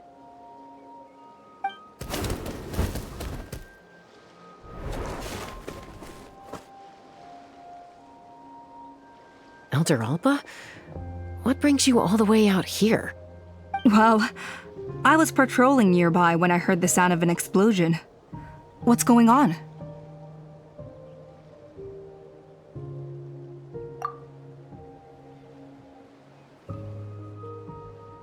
I don't believe it. Elder Alpa, does the name T'Pol ring a bell to you? I feel like I've seen it written down before. Maybe in a list of candidates for the flying trials? Huh? So he's a member of your tribe then? No. If he was a member of the Flower Feather clan, I'd definitely know him.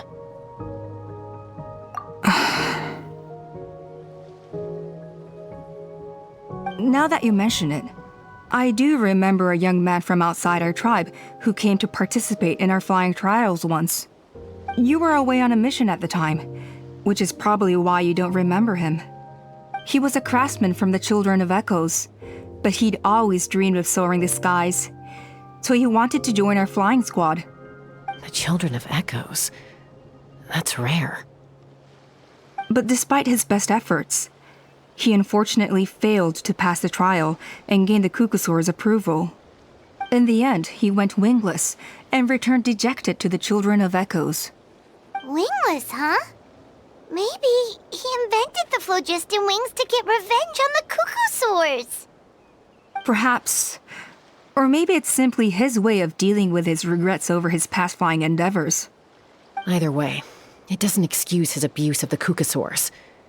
I'm gonna take these guys back and expose the truth to the tribe. It's time for this conflict to end. Easy, Chaska. Remember what I said about keeping a low profile? The ringleader still hasn't shown himself, and this man's allegation about powering the phlogiston wings with Qucusaurs is only speculation. Bringing these men to the tribe now won't win over any current supporters of the phlogiston wings. In fact, it may even escalate the conflict further. After all, many are mistrustful of the Qucusaurs after recent events. Is that why T'Pol waited until now to try to capture my sister? I don't know. I mean, he did tell us to spread negative rumors about the Qucusaurs and slip some mora to anyone opposed to them, but... But Koya only attacked humans because they stole her child! Nevertheless, we will be hard-pressed to change people's minds while emotions are running high. Unless we have irrefutable evidence.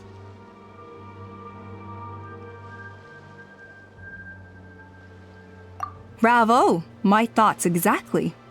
In the meantime, leave these men with me. I'll escort them back to the tribe. I'll take the other members of their crew into custody too. They won't get another chance to stir up trouble. Fair enough. I guess finding T'Pol is gonna be the key to resolving this conflict. Let's hope the Children of Echoes have some info on him.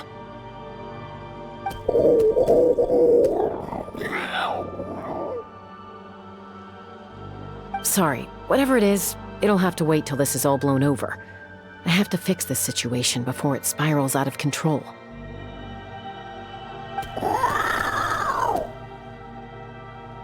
Mom, sis, rest up and get well soon. I gotta fly.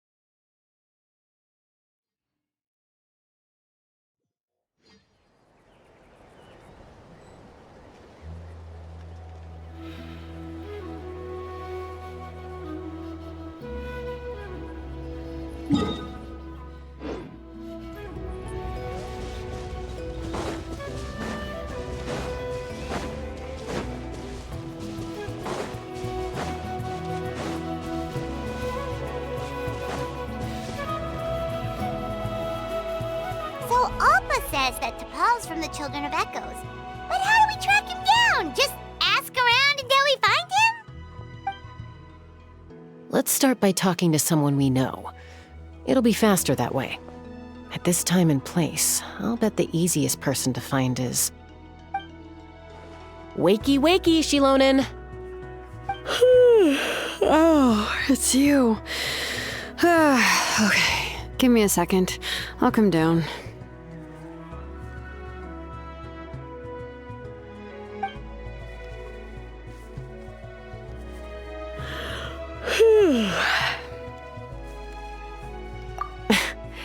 I climb trees to fly further and see farther. I don't usually stop for a nap. Well, we're not all like you. Always full of energy, even after flying around all day. Yeah. So, you've come all this way and interrupted my precious nap time. Might I inquire as to, why? I'm sorry, Shilonen, but it couldn't wait. Does the name Paul mean anything to you? He's a craftsman, apparently. Huh. To Paul. Yeah, that rings a bell. I think that's Puma's child.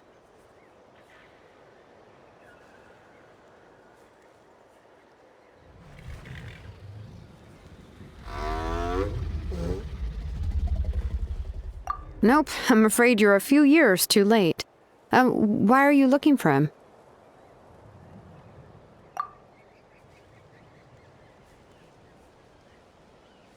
Huh, phlogiston wings. Wow, okay. The kid actually pulled it off. Well, looks like no more rest for me today. Pulled it off? You mean he's tried making something like this before? Yeah, he started trying to build a flying machine right after he got back from the Flower Feather clan. So right after he went wingless, then. Was this flying machine anything like the gun you made me? You mean your gun that's harder to tame than the proudest Qucusaurus? No, he wanted to build something that allows anyone to fly freely, even if they're not naturally gifted. But he never got very far back then, though. Blew up his workshop a few times and barely made it out alive. I never really kept up with him after that. His parents traveled a lot in their youth and only returned to the tribe after he was born. But they settled in a remote area and don't interact with other people much. Which means most people in the tribe don't know them very well. Your best bet is to chat to his direct family. I'll go get Puma. Wait for me in front of the workshop. I won't be long.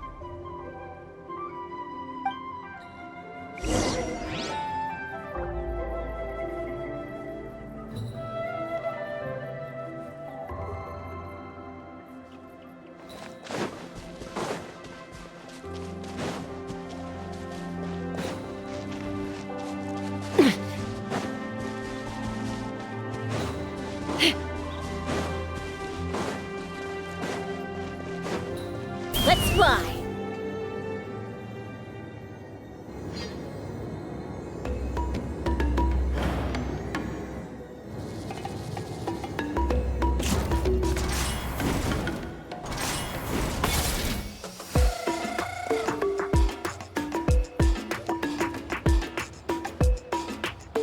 I'm back. Allow me to introduce to Paul's mother, Puma. Hello, Oh, save the pleasantries. I don't want to spend any longer talking about that boy than I have to. Huh? I disowned him long ago. He is no child of mine. All he cared about was his pipe dream of reaching the sky. Oh, we tried to talk sense into him, but he was obsessed. And then when he left us, he spouted some nonsense about building a workshop in the sky to avoid the constant criticism of us ground dwellers. He left his notebook behind. Whatever questions you have, you can look for them in there. I am done talking about him. He's no son of mine. He never called me Mom anyhow.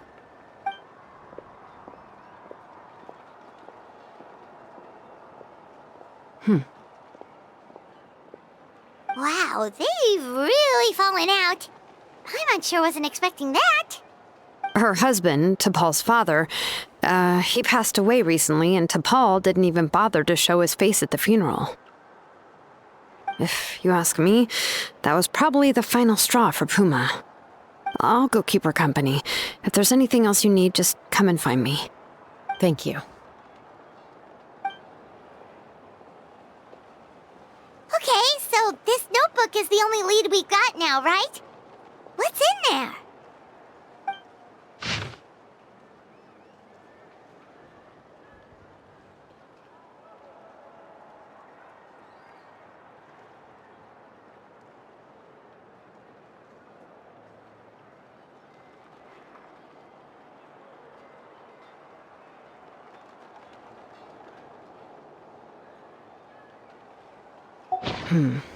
Some early designs for the phlogiston wings, and some theorizing about an airborne workshop. Qucusaurus, the Cinder City. Looks like that's where he got his technological inspiration from. So, was he serious about the workshop in the sky? But that's such a big project, for one person. Do we think he actually pulled it off?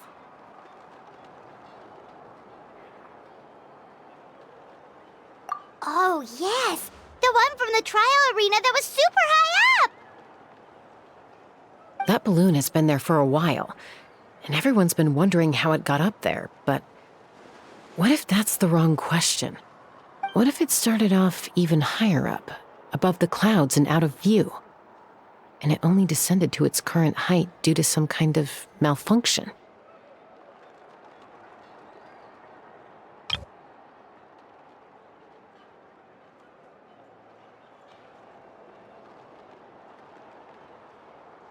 Part of T'Pol's workshop?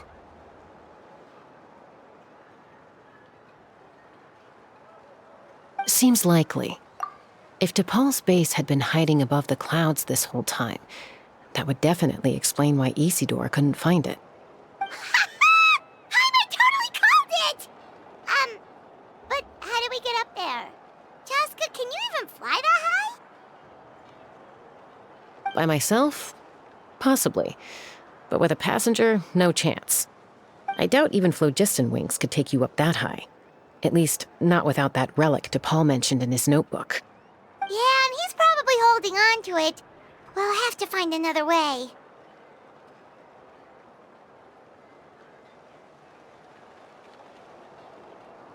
Nope.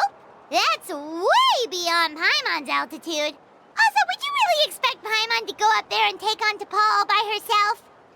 Let's not worry. Just because we can't think of a solution doesn't mean no one else can.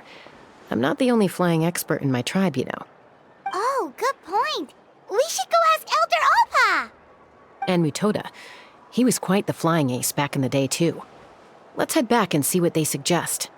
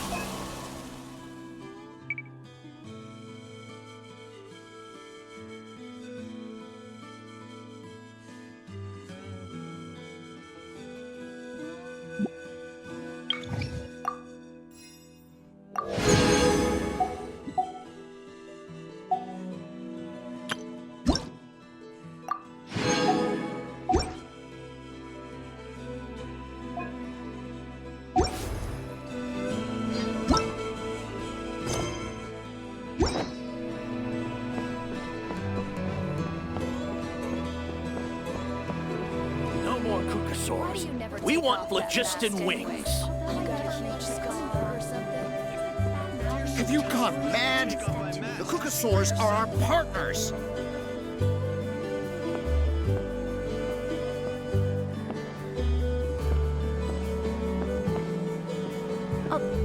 Although I get where they're coming from, isn't bad-mouthing the Qucusaurus going a step too far? Why do you never take off that mask anyway?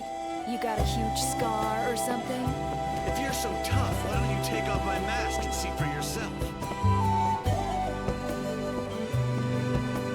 Without the phlogiston wings, I'll never... Chaska, you're finally back. Things are getting really tense in the tribe. Have you made any headway with your investigation? Some people even think we arrested the merchants just to support the flying squad and crack down on the phlogiston wings.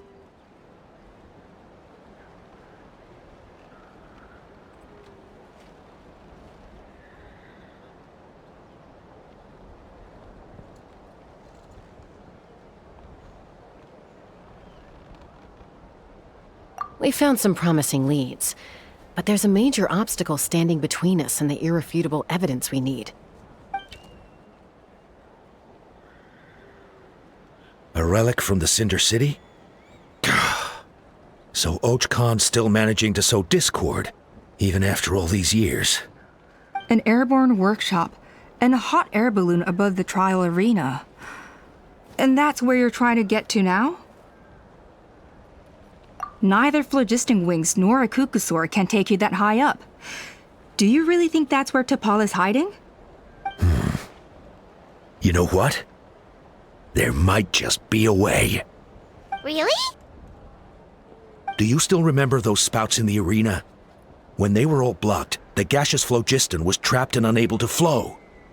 But now, it's flowing freely. If we were to block them up again... You mean all of them except the one at the very top of the arena?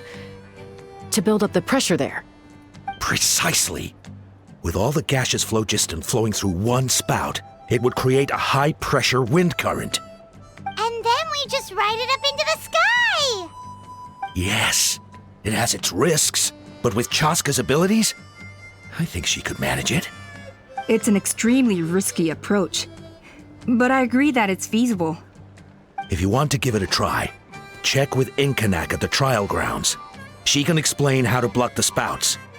Chaska, if anyone has a hope of seizing this evidence from the high heavens, it is you. We'll do our best to manage the conflict within the tribe while you're gone. Hopefully, it'll buy you some time. Chief, we should put a defense plan in place, just in case.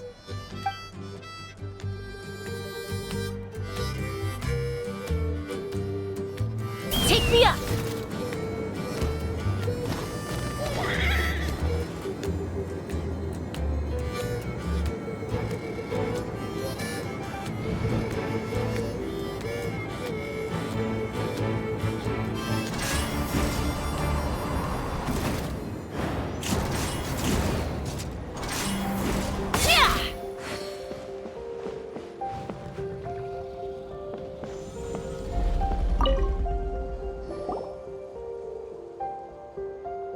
Goodness me, that is a very bold idea.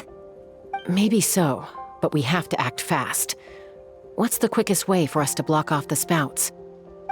From a technical perspective, I'd have to advise taking some measurements and carefully planning this out first. But I'm guessing that's not what you want to hear.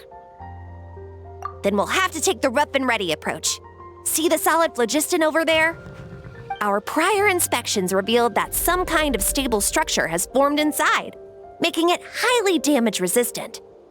It's not without its weak points, but unless they're all struck at the same time, the structural integrity won't be threatened. So, what happens if we do strike them all at once? It'll collapse. Okay, I see where you're going with this. Yeah, you got it. As long as you hit all the weak spots at once from the right angle, the solid phlogiston will fall right on top of the spout and block it up. You're right about rough and ready. Sounds like my kind of plan.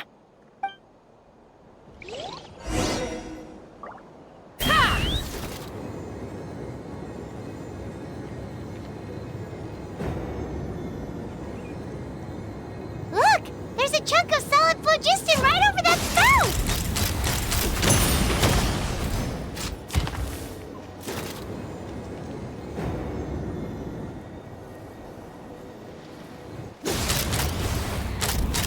Open fire!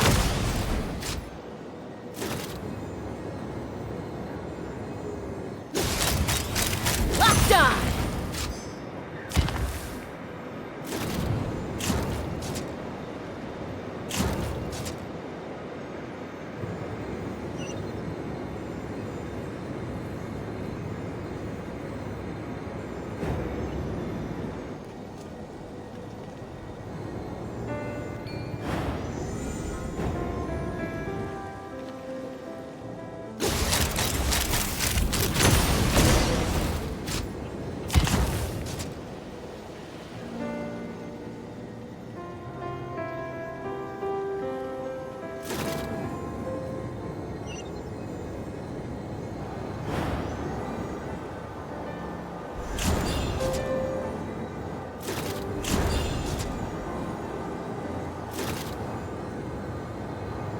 Giddy up!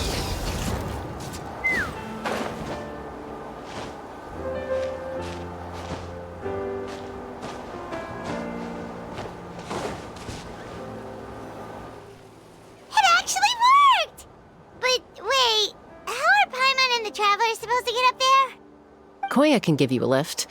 She's actually been following us this whole time. Wow, Paimon didn't notice at all. Well, probably because she didn't want to get too close to humans. Or maybe just me. But right now, we need her power. Whoa, you didn't even have to summon her.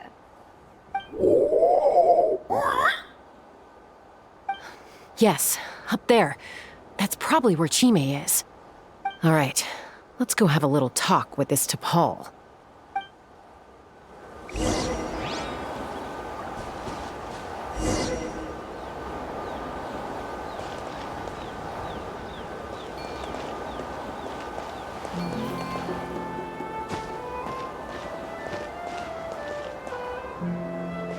Take me up!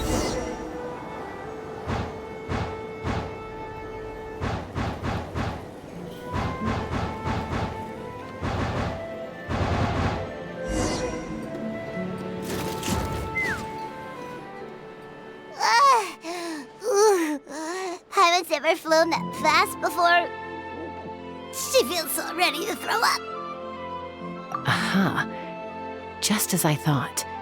It might look like a regular hot air balloon from the outside, but up close, it's clearly been heavily remodeled. And sure enough, it only descended below the cloud line because the custom-built machinery malfunctioned. I should be able to figure it out with T'Pol's notebook. Thankfully, I know a little DIY from fixing up my guns when they're having issues. That should just about do it. Now all it needs is a nice hard kick. Maybe that works on your guns, but, huh? We're really moving!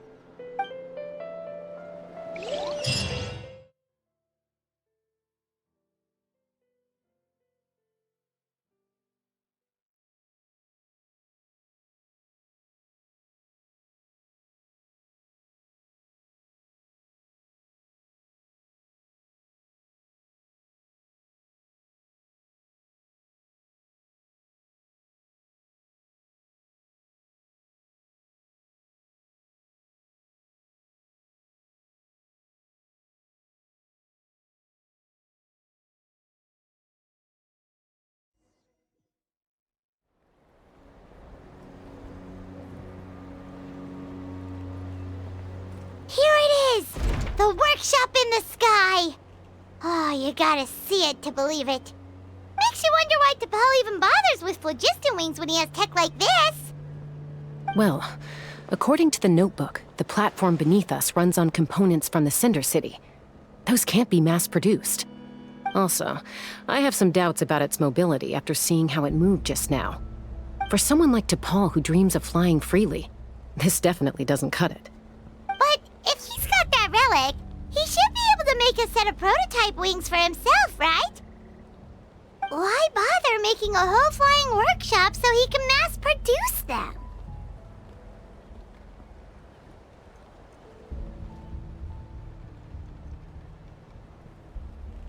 But this doesn't add up. If he's already achieved the power of flight, then he must have bigger dreams we don't know about. But what? With any luck, we'll find the answers in his workshop.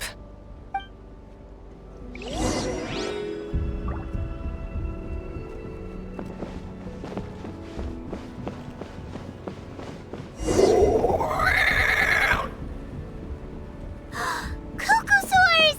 Seems like the merchants were right. T'Pol's using them for his own ends. I'll bet that mechanism on top of the cage opens the door. Let me give it a try.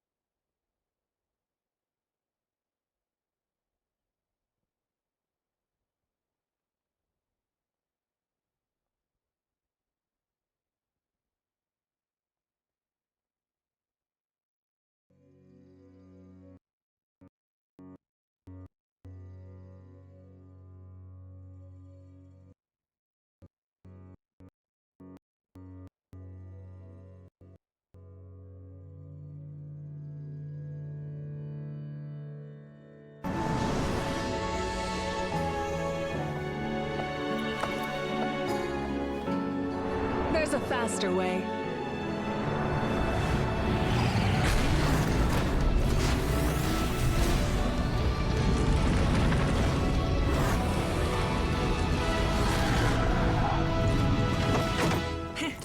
Hop on.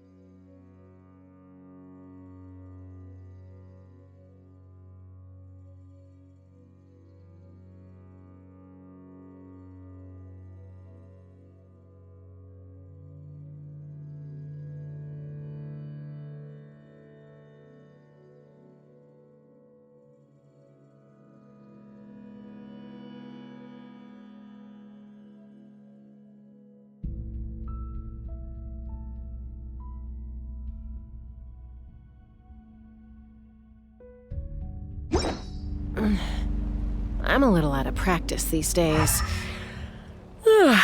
Any conflicts around? I'm in the mood for some peacemaking.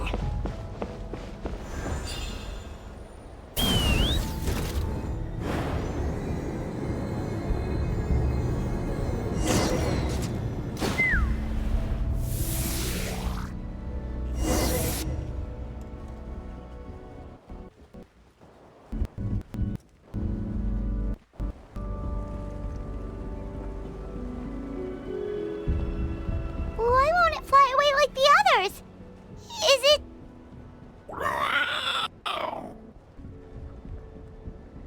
She's still breathing, but barely.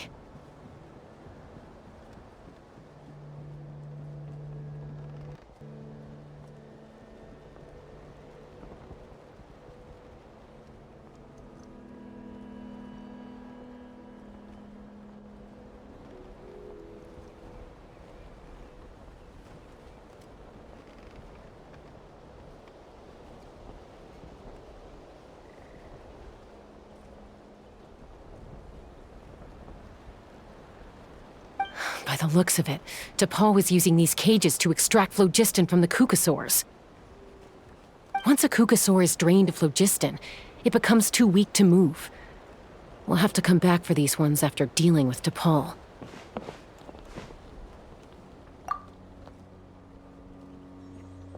Let me see. Looks like a record of his phlogiston research. Log number 330. With the support of... I was finally able to launch the airborne workshop. Even though it relies on the relic for 80% of its power supply, I've at least taken the first step. Log number 348. Research on the relic is progressing well. I should be able to replicate the technology and scale up production very soon.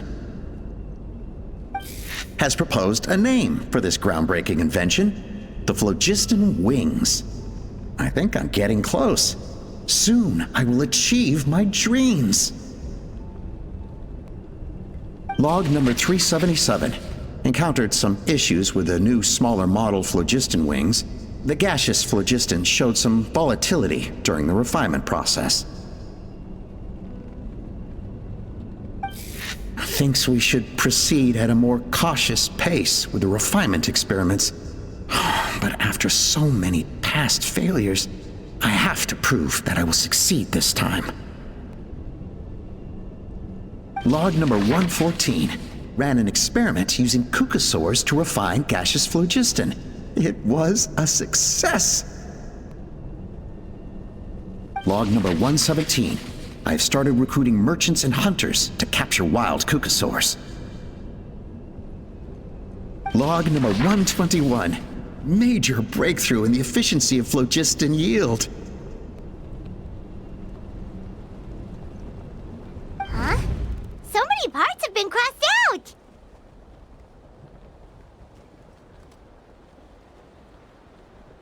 Yeah, probably the contact he alluded to in his other notebook. Guess he has a benefactor.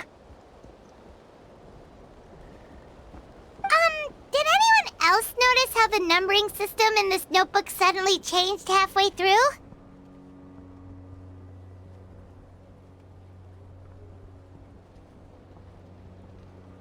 We haven't got time for textual analysis, I'm afraid.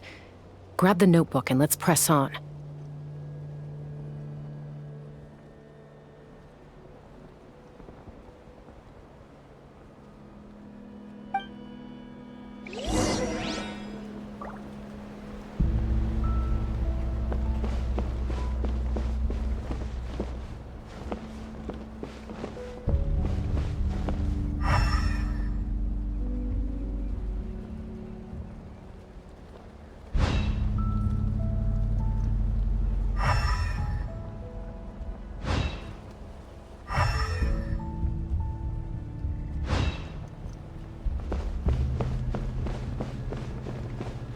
Huh. Never seen one of these before. Looks like this was built with the Cinder City components, too. You're not thinking of giving it a nice hard kick, are you?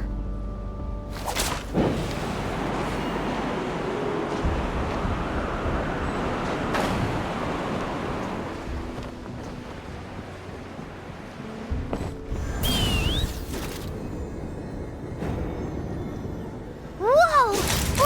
What's that mechanism doing? It's asking for a nice hard kick where it hurts. Aim for the weak spot.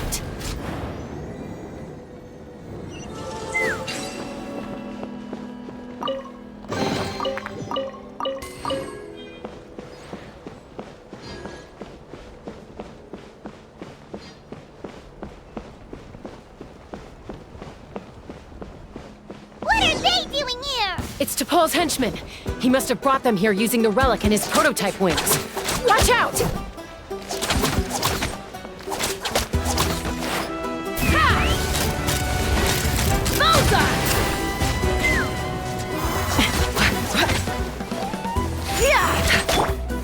Water jet!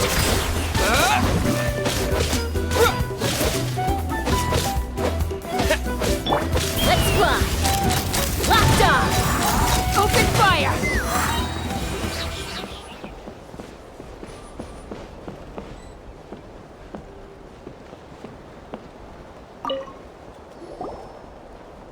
Hey, look here! More of T'Pol's notes!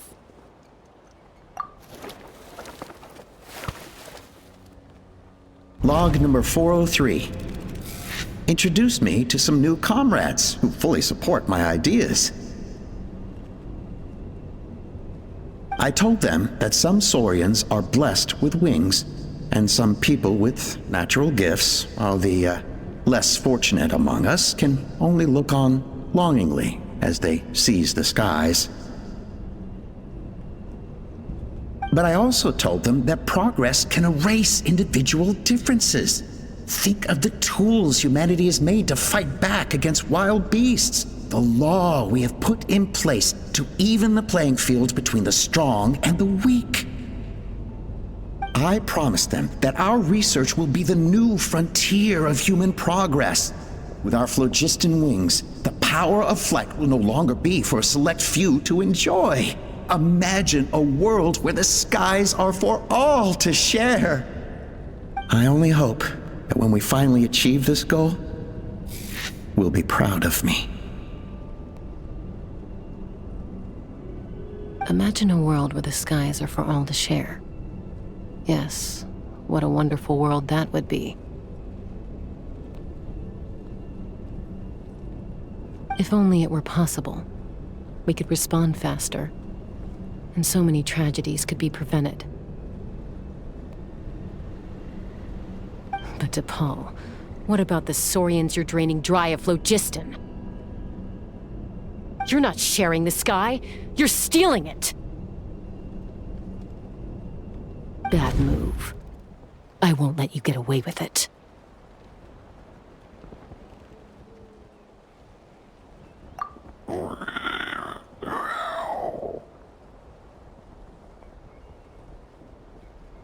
I'm fine. Let's keep moving. I don't think we'll find anything else here.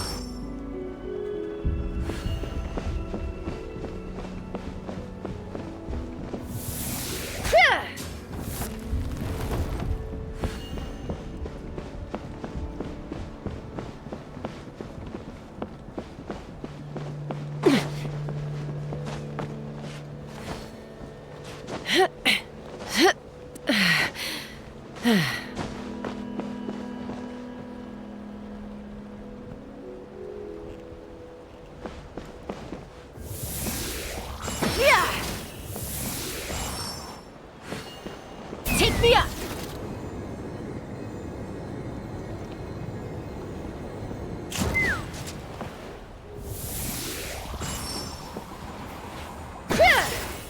We freed all the Qucusaurus we could, right?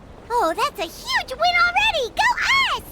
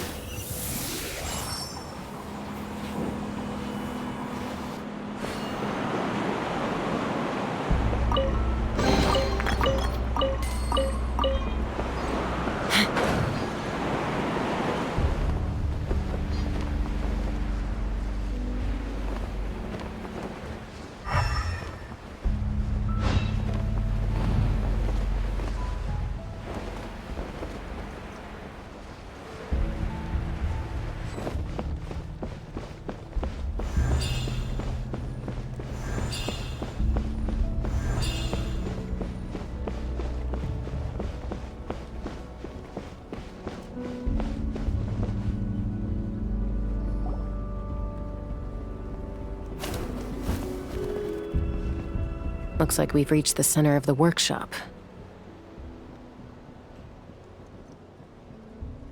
And still no sign of Koya's baby!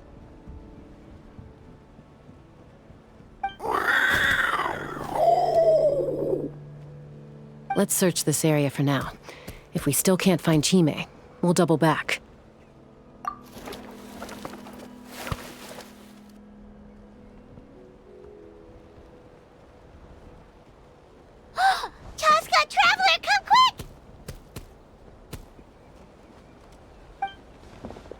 What is it? Did you find Chime? Not yet, but look! It's another one of T'Pol's notebooks! All right.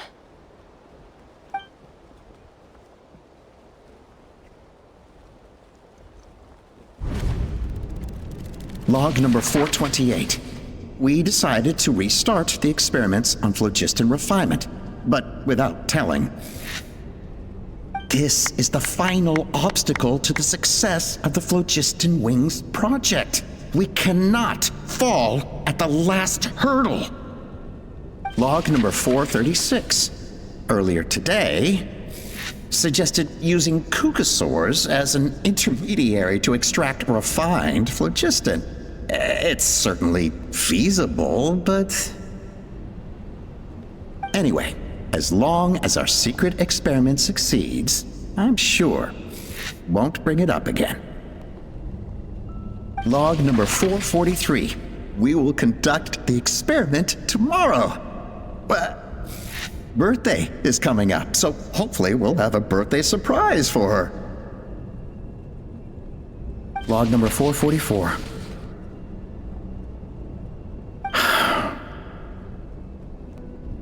Huh?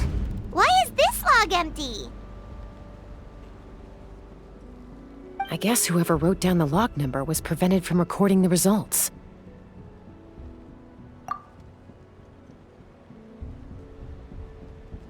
Log number 0. We lost many comrades in the accident. Among them are friends, lovers, and children. But we cannot stop now. We will keep their legacy alive and carry their dreams forward. As of today, we are scrapping the artificial refinement method. Instead, we will focus all our efforts on phlogiston extraction from live Qucusaurus. They are arrogant beasts whose existence in the wild serves no one but themselves. Their true worth lies in their sacrifice for the sake of human progress. To facilitate our operations, we will gradually move the airborne workshop closer to the Flower Feather clan, even as we continue to expand it. All this we do to create a world where the skies are for all of humanity to share. All this we do to make T'Pol's dream a reality. Given the way this is written, not to mention the fact that the numbering has started over from 0, it kinda sounds like this is someone new. Does that mean that T'Pol's already... There's also a letter tucked in the end of the notebook. It's from Puma.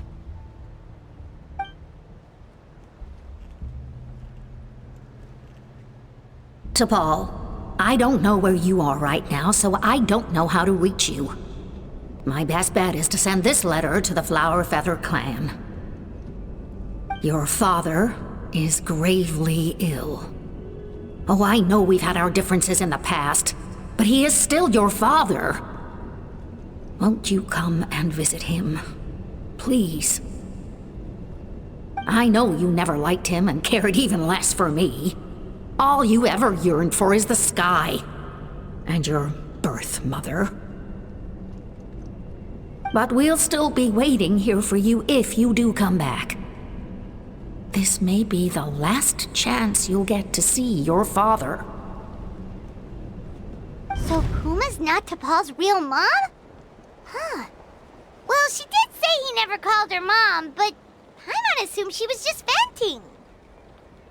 We know that T'Pol's father passed away quite recently, and this letter looks recent. By contrast, the writing in this notebook is old and faded. It looks like the real reason T'Pol didn't attend his father's funeral is because he'd long since passed away himself.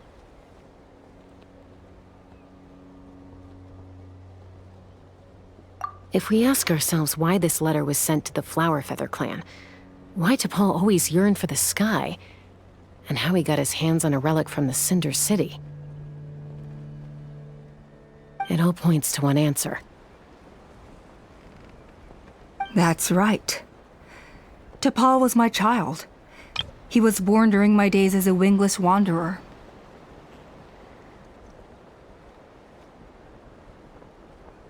His birth gave me new hope. I wanted to become the kind of mother who spent her days as a valiant rider, soaring the skies. Not an aimless, wingless nobody. But his father wanted to settle down, to give his child a safe, sheltered life in his tribe. We fought about it constantly, until the love we once had for each other was gone. He started a new family, with another traveler who was also looking to return home. And I went back to the Flower Feather clan, alone. Alba? I had no idea that despite being raised among the children of echoes, my child still harbored dreams of the skies. Can you imagine, Chaska? The joy and surprise I felt when he showed up at my door, asking to join the flying trials. Or how proud I was when he said he wanted to prove his own worth, rather than relying on my position as elder.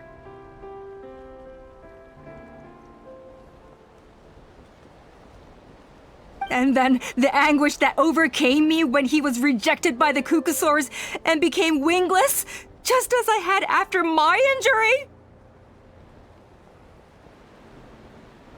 You've got a lot of nerve showing your face here.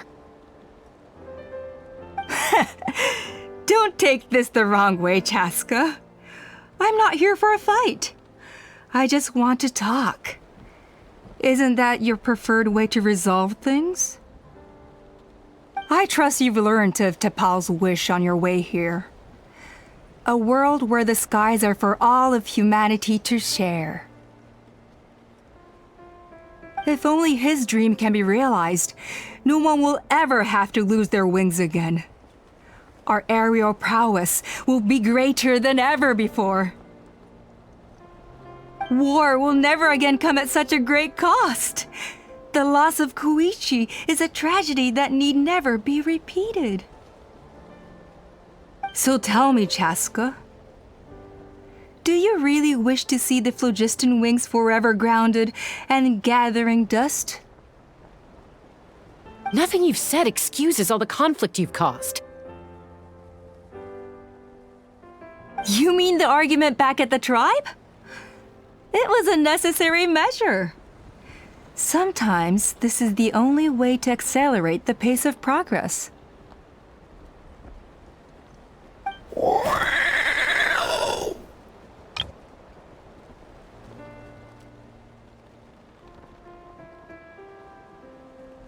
Is a mother harming her children when she coaxes them into swallowing a bitter pill? Of course not. It is a brief moment of suffering for the greater good, and the child would come to understand this in due course. The phlogiston wings are that bitter pill. We will never progress as a tribe if we cling to the scraps the Qucusaurus offer us. Once the people have embraced the phlogiston wings, they will never look back. Even if they learn how the refined phlogiston is sourced. They will convince themselves that the sacrifice of a few Qucusaurs is a small price to pay for our dominion over the skies. But this I had not anticipated. I barely had the chance to introduce the phlogiston wings to the tribe before you found this place. Your plan was hardly foolproof. Yet, it can still be salvaged. Chaska, traveler, you are the hope of humanity. I'm sure you have your doubts about my methods, but know that my love for humanity and for Natlan is genuine. You know me, Chaska. And you know that I've always treated everyone in the Flower Feather clan as my own children, as fellow humans. Surely you can understand my perspective.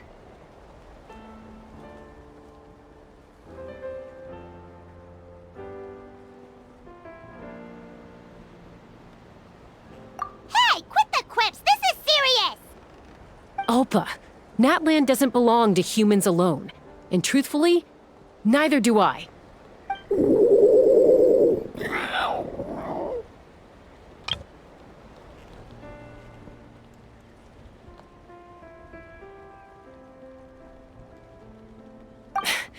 How many times has the Abyss invaded Natlan now?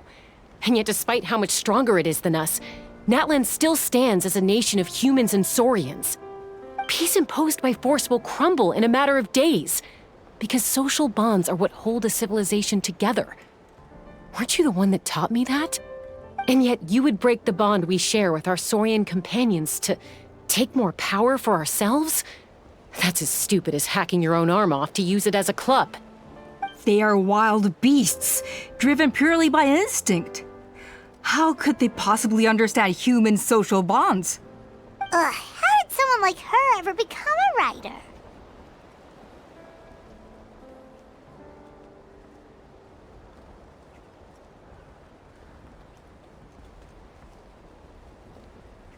Ha! You overestimate them. They bow to the strong and shun the weak. That's all there is to it. They never gave Tepal a second glance when he was at his lowest, nor me when I returned injured from the Cinder City. It's all about survival of the fittest for them. Plain and simple. They obeyed me once I proved myself stronger than them, but the moment it serves them better, they'll abandon me in a heartbeat. You're wrong, Alpa. They only reject the wingless because they don't want to fly anyone to their death. Chaska, I will promise you this. Only the unruliest wild Qucusaurus will be used for phlogiston extraction. The ones who have nothing else to offer to humanity. Well, that's too bad. Because I know a few unruly wild Qucusaurus who don't think that idea is gonna fly. Namely my mom, my sister, and me. And the others? To us, they're friends, family, even children. So if you want to put any of them in one of your cages, you're gonna have to go through us. Is that right? I knew you might be difficult to convince. Maybe this will change your mind.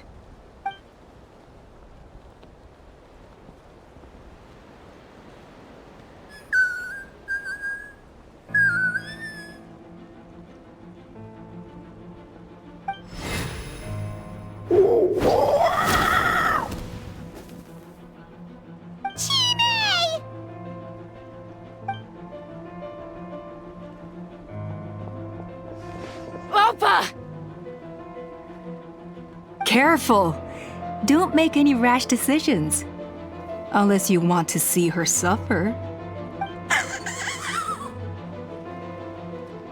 Oh no, that's one of the extraction cages! I told my subordinates to take control of the tribe while I was away. Luckily for them, our strongest warrior and our most powerful ally aren't there to stop it. Take control? What are you planning to do with Mutota and his supporters? Merely accelerate their inevitable downfall. They cannot stand in the way of progress forever. It is not the move I wish to make, but I'm afraid you and your friends force my hand. And since you insist on imposing me too, I have no choice but to keep you here until the dust has settled. So that's what you meant by I just want to talk. You never intended to negotiate. You just wanted to stall us. No, Chaska. I genuinely hoped I could win you over. You are the strongest warriors we have. Put down your weapons, and I promise you that no harm will come to this young Saurian. I just need you to stay here for the next couple of weeks or so, while my people consolidate their power. Then, I will give her back to you, and you'll be free to leave.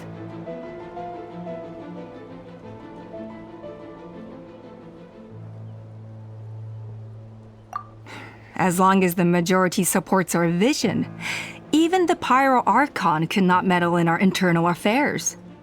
Your vision is deranged, and the Flower Feather Clan will never support it. You sure about that? Then wait here and see. Time will tell. What do we do?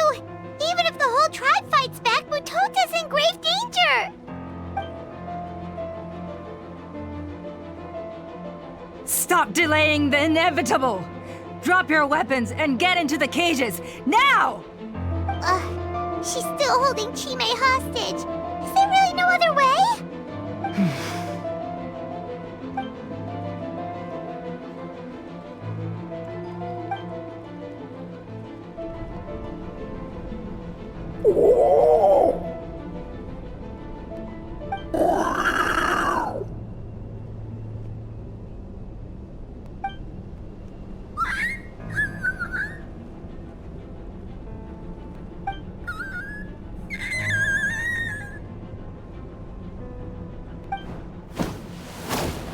Koya? Huh? What are you yapping about? Stand down. Drop your weapons, now! This instant! No!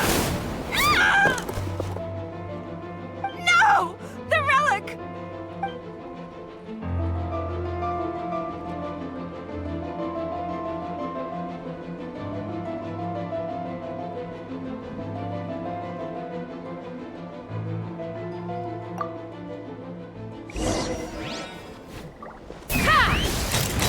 Open fire!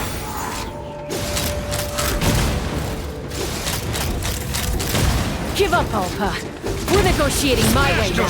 And this ain't your strong suit. Just shut up! No! Help! Anybody? Open fire! Locked on! That's all Open I've got. fire! Open fire! Hey, something's up with this relic! Yeah! I got it!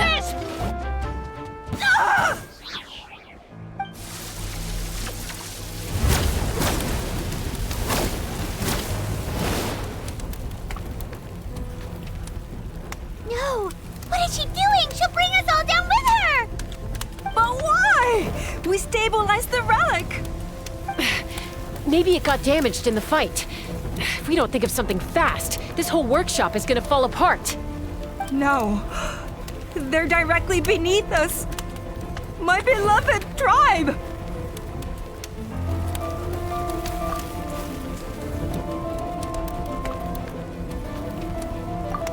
Okay,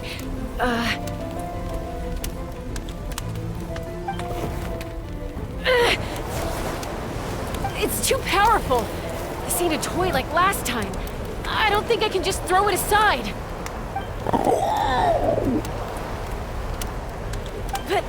But we need to get it far away before it explodes. Then the tribe will be safe, and so will this workshop. Koya, remember when we were kids?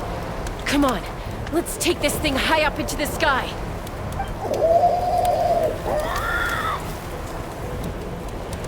Don't worry, I know I can get rid of it before it explodes. We're talking some surface wounds at most. All I need is for you to catch me at the end, just like old times.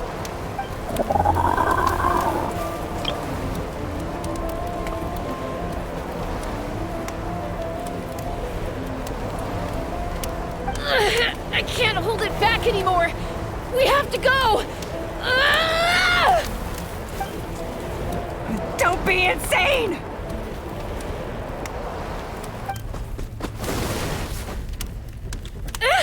Alpa! What are you...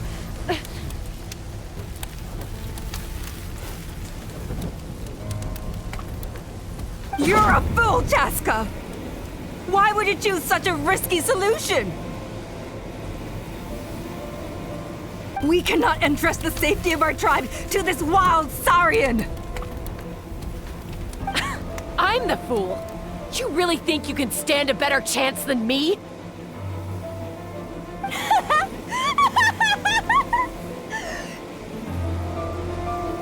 Sure, it may be asking too much for an ex-wingless to escape the blast radius in time. But I can fly it a safe distance away, even if it's the last thing I do.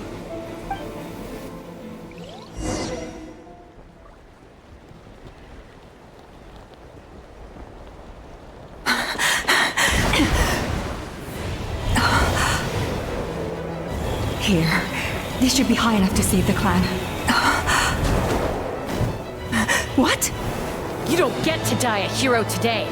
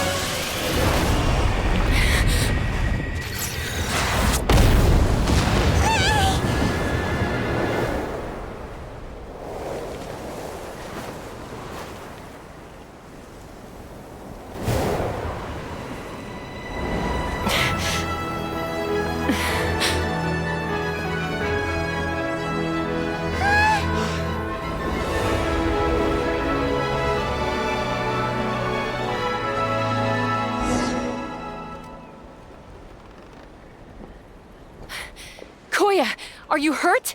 Let me take a look at you. What do you mean, I'm fine? Didn't I tell you to catch me on your back? Why did you try to shield me from the blast?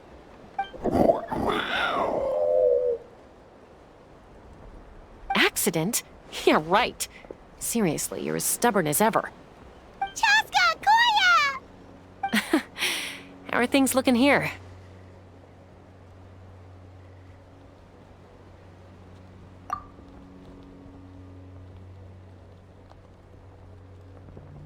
I think that's putting it mildly. I owe you one. Again.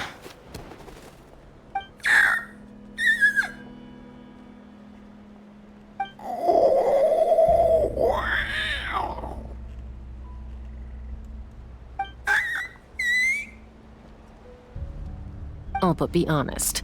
Do you still think Qucusaurus can't form bonds? Mom, I'll figure out the refinement problem. I'll find a way. You don't need to worry about it. I just need some more time. That's all I ask. Please just trust me. Just this once.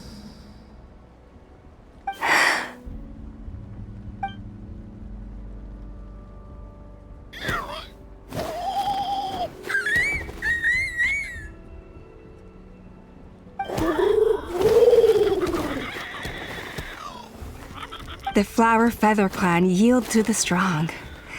And it's up to the winners to define what strength means. So it looks like it's my turn to yield.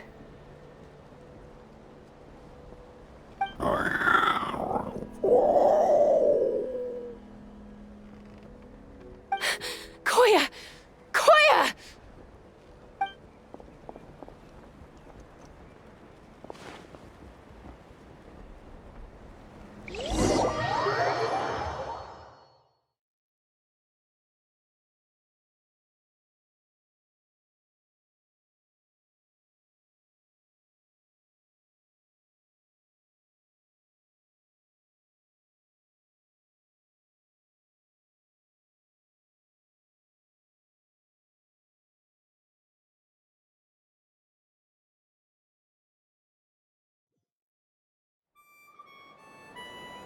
So, you're absolutely sure it's not because of the explosion? Yes, for the 10,000th time, I'm sure. The blast barely touched her. The reason she fainted was old injuries playing up, compounded by overexertion in recent days. The moment she finally relaxed, all the built-up stress finally caught up with her. And no wonder. Honestly, she's just like you. Anyway, now you know how we feel when you go off risking life and limb. Your mother and I would both appreciate it if you lived less dangerously. You know she wrote to me from the Masters of the Nightwind, just to scold me for not doing enough to keep an eye on you.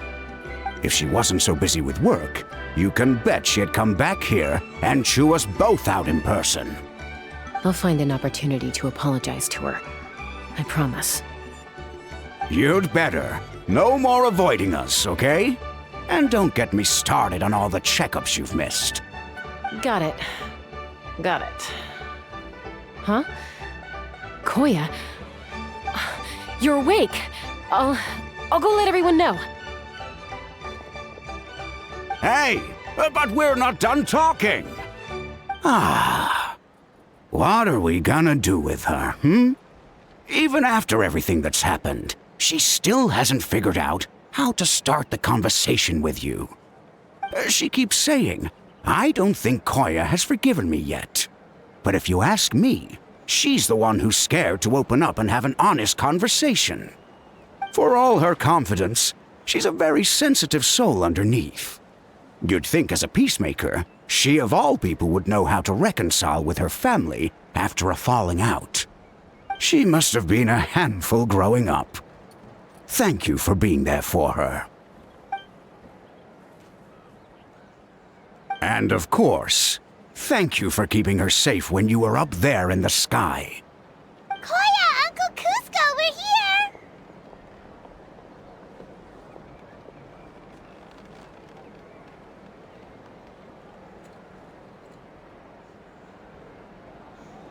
Ha! I was just telling her that she's not to go chasing danger with Chaska ever again. Cusco, I understand how you must feel. But it's all thanks to Koya and Chaska's efforts that the airborne workshop didn't come crashing down on our heads. Oh, Paimon almost forgot to ask. They didn't hurt you while we were gone, did they?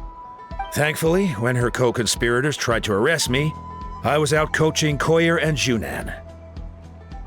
The two of them were a huge help. They took care of things while I went around rallying the resistance. So, in the end, Alpa's would-be revolt didn't really get off the ground. And as it turns out, not all of the wingless want to see our dear Saurian friends replaced with phlogiston-powered gizmos. I'm so sorry you got mixed up in this, by the way. We should have caught on to Alpa's scheme sooner. We could have saved so many Qucusaurus from getting hurt. Most of the airborne workshop has now been dismantled.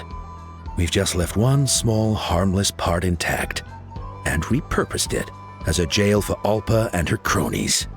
Let's see how they like being locked up in a sky prison! So, it looks like there's just one less conflict left to resolve. Peacemaker, you're up. I said I had to wait until things had blown over, didn't I? And now they have. But I still have no idea what to say. Koya, I just want to say, I'm sorry for how things went down back then.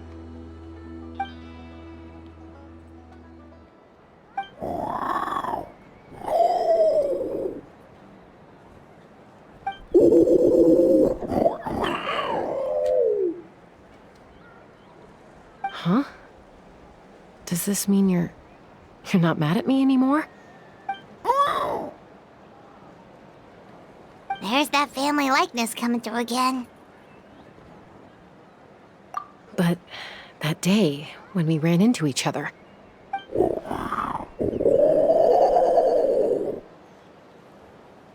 Huh? So then, when did you finally make your peace with it?